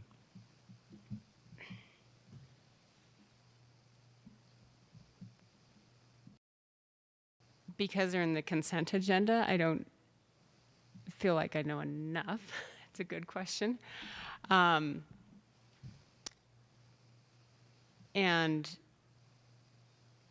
I know that, as I understand it, they are proposed by staff, by teachers themselves. Yeah, and it might be helpful to have Ms. Wetstein come up and address a little bit of the rationale behind including each of those. I think we can speak to that component. I think, Ms. Phillips, if I'm hearing you correctly, I think the question is more about impact to staffing and budgetary related dynamics with offering these courses, not so much the rationale of should they be part of our course catalog. And I think those are two separate but related items. And the reason I draw that distinction is I can tell you, and Ms. Wetstein can speak to this as well, we did not have a staffing conversation about the implications of these courses being brought forward upon their original submission.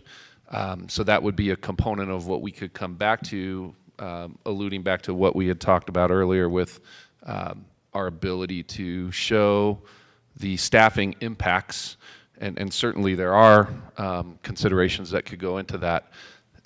But for me, the reason they're sitting here right now is based on staff request, and certainly Amber can speak a little bit more to that angle.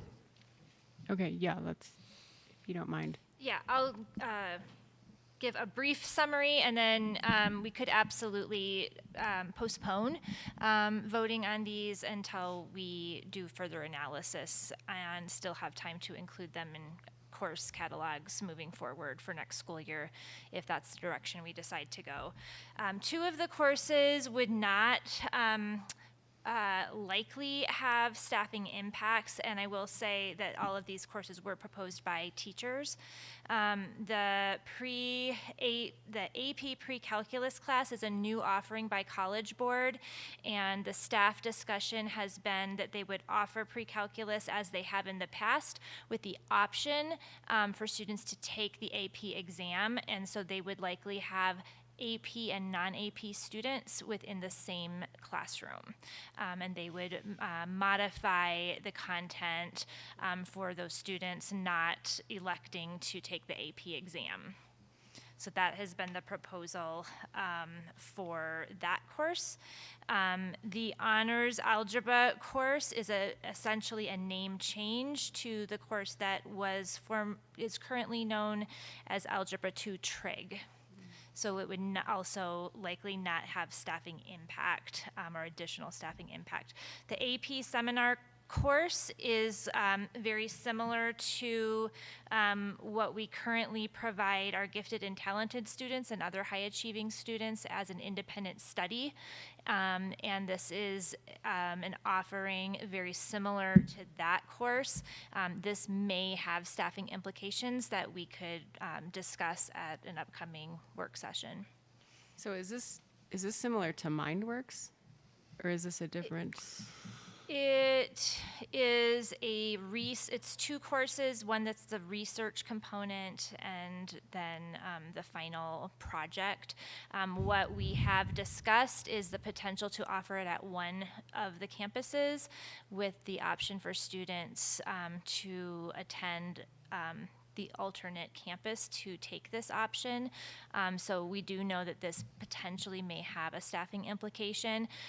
We are researching whether we could staff it similar to how we staff the independent study course currently, where students would be more independent than having it in their schedule at a specific time, if that makes sense. Thanks. I think this just speaks to the tension, if you will, about compensation, staffing, and some of what we were talking with Brett about in terms of how do we map all this out so that everybody knows what's going on, and how do we adjust to the reality we have right now in front of us that is limited.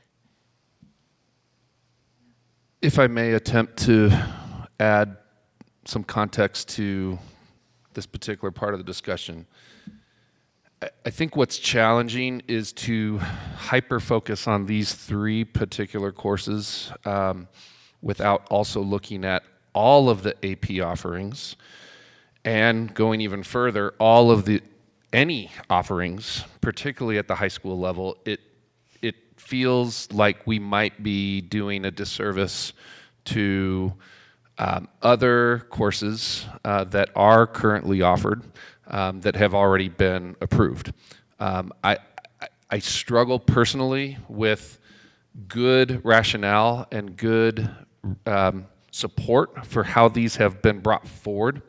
I don't think there's anything wrong with saying we recognize that there are bigger decisions to be made and still acknowledge that these are potentially really good opportunities for our kids and really good pathways that we don't want to minimize the ability to still offer what the available courses will be through the course catalog, through the registration process. I do think there's an opportunity a little bit down the road into the early spring that gives us some direction to say what are the guidelines or what are the parameters under which a course may run or not, depending on the staffing components that we have to balance. This is always part of building a schedule every year. So it feels to me a little bit biased against these 3 courses to say no based on the current context without looking at all the courses that we have offered. Sure. That's just my commentary that I want to make sure we're sensitive to that angle, but also looking much deeper or much broader than what maybe we have in the past in terms of what goes and what doesn't. But to build on the question, this is for the school year 23-24. What is the lead time, and what's the urgency around this, if there is any? Course catalogs are being developed like soon, or as in now. If we were to delay even by a month, it may make it difficult for this to be an offering for kids to be able to sign up for. So it's similar to the bus question, right? It needs to be addressed, but could it wait till our work session and flesh it out a bit? Because I actually applaud the board for these questions that they're asking.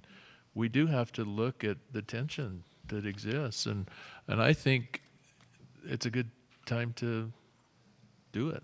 Yeah, and understanding, Dr. Summers, the long-term context, but also we are residing this week in a short-term in a decision that was made by the community last week, and now we know the limitations right now in front of us, and we need to make decisions within that context as well. So I don't mean to throw a wrench in anything whatsoever, especially those who have brought forward these courses.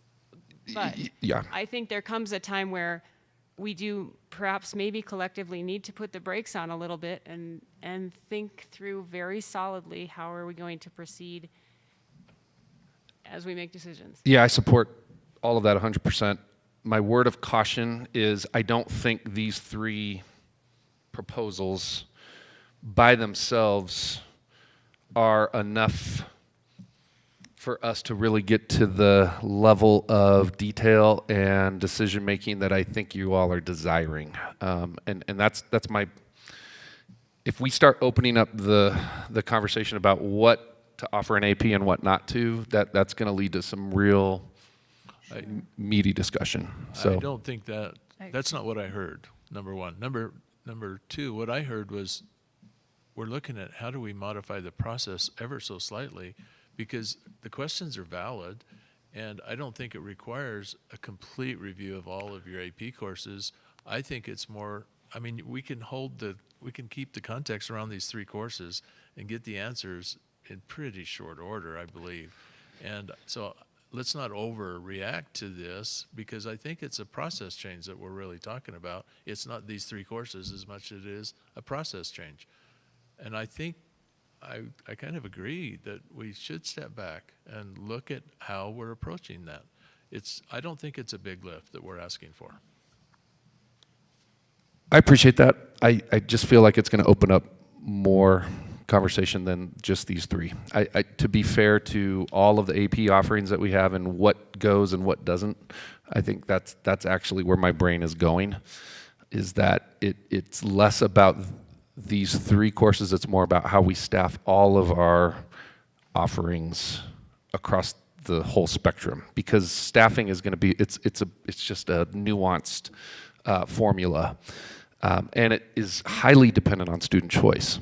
So what worries me just a little bit on the record is that this could potentially be taking us down a road of what guides our ability to allow those offerings or not, given parameters that maybe haven't been as definitive as they have before. Because, for example, to just say it's going to be one teacher for this one section, it's presuming that there is going to be a number of students that sign up for this course that's less than what maybe an average run would offer. And if that's the case, then what I think it's actually taking us down is, are we drawing a line on that, and I know it creates a dynamic for how we're looking at all of our assignments to courses as we build that out into next year and beyond, which is really worthwhile, but it's highly nuanced, if that makes sense, because it's a lot of if-then, and there's a lot of components to how we're building those high school schedules. So it's worth digging deep into. That's why my brain's going there with you right now, is that I feel like it's so much bigger than just whether these 3 courses are adding an undue burden or not, because it really speaks to the whole breadth of what we're offering within the capacity of each of our high schools to make really good, balanced staffing decisions about what is offered or what it's not. It's just a bigger picture. Point taken. I understand that. I have no interest in micromanaging decisions. But we as a board are tasked with approving new courses, and that costs money. So is it within the balance scale of how we are making budget decisions? Or do we need to put it within a larger time frame? Can you map out for us when some of these decisions need to be made? And I understand the point about registration, and then having this in the registration booklet, and then knowing what's. But at some point we come to a staffing and compensation point. And is there a time of year we should have something on the agenda so that it's very, very clear what aspects of the compensation are coming into play with regard to what classes are being offered?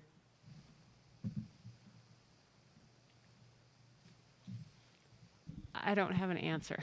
I wish I did. But there is a tension here. Yeah, and I think, let me just say it a different way. I think what I'm trying to envision is, I don't know that it's as easy as putting a dollar amount to each of these 3 courses in a manner that's as simple as saying it's going to cost X comparatively to other courses that may or may not run, because there's a lot of different, again, if-then types of situations depending on how the course registration process takes us forward, which doesn't really happen until in February into March. Schedules aren't really even finalized until much later in the school year, so it does get into a lot of weedy types of considerations. I'd love to be able to just simplify it and say it's X. It's probably not something that's as simple as that. So that's the wrestle, yeah. But, you know, Brett's coming forward with a detailed budgeting process that will address this. And when you add a curriculum, whether it's these three or any curriculum, there's going to be, as you said, the nuances of what's the impact on your budget. And the registration, the enrollment, the choice, all of those things have sway. I think the community is probably wanting to understand that better. And I think just throwing it into the consent is the issue, not these courses in particular. Mm-hmm. Am I getting that right? Yeah, I agree. I think moving forward, I'd prefer it not be in the consent agenda. Okay. Could we, and is there a way, well, I'd need to learn more about course approval in general. I don't know, maybe we could put that into a work session for us, so how it's laid out and when you need, because I don't see all the courses that we approve always on the same timeline or agenda, or maybe I'm not remembering correctly either, but. It's a pretty organic kind of a deal, and I think that the timeline of this one is trying to get these approved in order to make them options for students to sign up for as early as this upcoming course registration cycle. There, but it's not a guarantee that the course will be offered. Correct. Depending on enrollment. Correct. Okay, then I'm okay leaving it in the consent agenda tonight. And I will offer that when we look at these three course proposals in particular, the Honors Algebra 2 course, I would not consider a new add. It really is a name change to a course that is already in existence. The only new one is the AP Seminar A and B, correct? The AP Pre-Calculus is a new offering as well by the new College offering, Board. but that would be taught within the same classroom as Correct. the non-AP. Yeah, understood. Unless the demand was such and the resources were such that we decided to separate that out into two sections at some point, so we could discuss that further. But the proposal currently from the staff is that they would have AP and non-AP students in the same classroom. So would it be fair to say with that detail that at least the two math proposals really isn't, there's not an increase that we would be able to quantify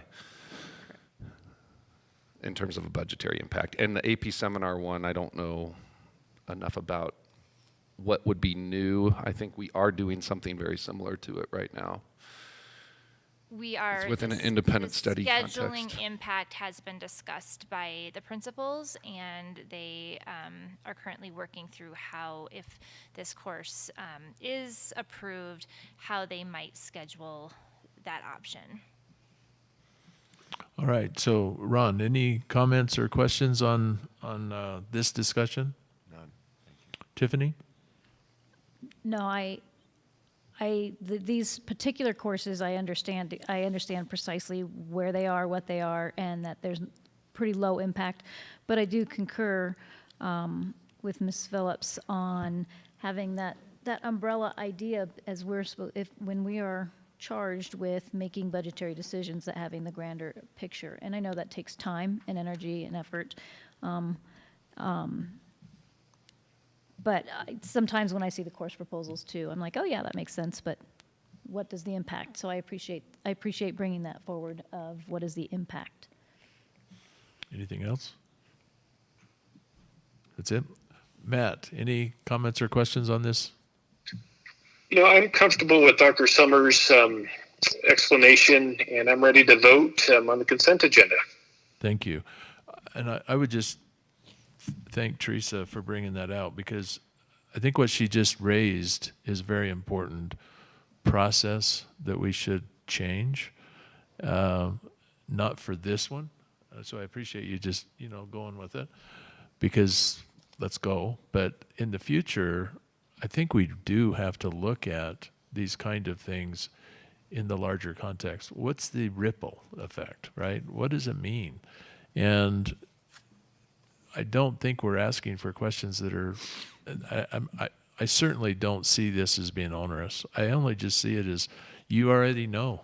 It's just a matter of how you present it to us. And so I think what I'm hearing is in the future, let's look at course or curriculum changes and bring them into the regular agenda, and let's just talk it through in that context of how does it impact the delivery, the children, everything, right? So thank you, Teresa. With that, Ms. Wood, would you call the vote? Mr. Clausen? Aye. Ms. Phillips? Aye. Mr. Schwartz? Aye. Mr. Taylor? Aye. Ms. Upchurch? Aye. All right, we're all the way to E1, board self-reflection. I'm going to read this because it is clear. The members of the Board of Education will take the opportunity to self-reflect and evaluate their performance during this meeting, including efforts to address current district business as well as strategic plan goals and priorities. Matt, can you start for us? I don't have anything, Mr. Taylor. Thank you. Teresa. I don't have anything to add. Thank you. Tiffany. I've been self-reflecting all week, so I'm good. Ron. I'm reflectless, thank you. You're all tired. Let me just add this then. I think as a board, we actually performed quite well in that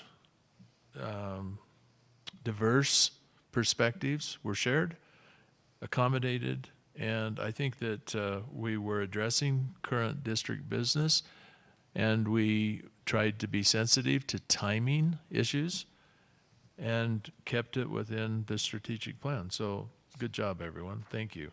The next agenda item is E2, future meeting agenda items. This is board members will have an opportunity to bring forward items for future agenda or to request task of administration via Dr. Summers. Let's go the other way. Ron. Nothing, thank you. Tiffany. Just what I brought forth earlier. Can you remind me of that again? A work session on how our grand strategic plan, how compensation, a one-time, not adjustment, I can never remember the word. Action. Action, how that would fit into the long plan. Okay. Anything else? That's it? Yes, sir. Okay. Teresa? Nothing additional other than pulling the curriculum approval out of the consent agenda, please. Matt? I don't have anything, Mr. Taylor. Thank you. Dr. Summers, could you give us a brief, do you have it handy? I do. The work session looks like? Yes. For November 29th. As a reminder, we are on the schedule for 4 hours on Tuesday, November 29th.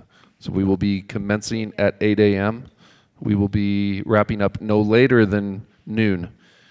We have the item of amended budget in conjunction with our comprehensive long-range plan, specifically looking at the potential of a one-time compensation action in addition to other major items of consideration that we can bring forward in light of amended budget conversations.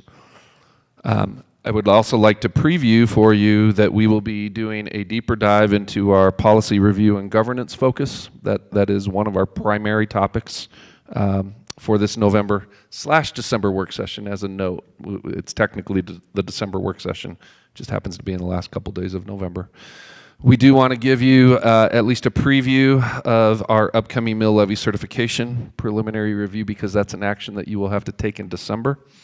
There will be an opportunity to talk a little bit about the CASB Fall Conference update, but it's also kind of in alignment to the upcoming CASB conference. Ms. Upchurch, you're going to help take us through that a little bit. We will be inviting our newly appointed or assigned lobbyist, and her name is Amy Atwood. I think I've mentioned this to you a couple of times previously, that we have made the decision to align our lobbying efforts with a lobbyist who will work solely on our behalf, at least in our arrangement. So Amy will join us for an upcoming legislative preview. Then there is also a couple of other items that are a little smaller in nature but fit within our bigger plan. At some point, I don't know that it's going to be November 29th, but it will be potentially at the January work session. We are going to review the information that has been gleaned from the Portrait of a Graduate, Portrait of an Educator input. If that doesn't happen November 29th, that'll be at a later determined time, and I think that's everything that we have for the work session at this point. Let me just raise one follow-up, and I should have brought this up earlier, but I forgot. So it's the election follow-up, and that is, we had a joint resolution with Monument Academy wherein we agreed that they would have a pro rata representation on our finance advisory committee. Yes. And I would like to formalize that, frankly. And I don't know if we need a work session to discuss how that gets done, but I would like to get that on our agenda because, it's the right thing to do. So I was envisioning that being a subtopic under the governance focus along with our policy review conversation. So I think it'll fit within there. Yep. Okay. Excellent. Any other comments? Oh, go ahead. Dr. Summers, would you be able to share out, or Misty, maybe, how long would it be till we could have a share out of the progress on the staff advisory committee, whatever it's called? Oh, the staff collaboration committee? Thank you. Yes. I think that's work that we can at least share with you in terms of our intended timeline and next steps associated with that, also within that governance focus.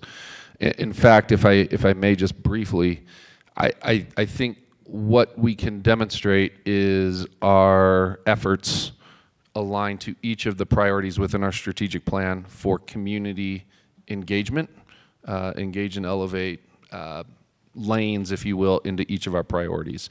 And we see the Staff Collaboration Committee as a component of Priority 3, since they are a representative body that can speak to a lot of the different thoughts or options that are on the table for consideration. So we can share. It won't be so much sharing out details yet, but it'll give you at least the flavor of how those meetings are going to be designed and oriented. We good? Yeah, just one quick clarification on the third item of potential discussions and such for our work session with respect to Mr. Coulter's work, that we will come to a conclusion on the buses, right? Yeah, I was envisioning that in the amended budget overview. Thank you. Yep. Thank you. All right, let's stand adjourned until November 29th at 8 a.m.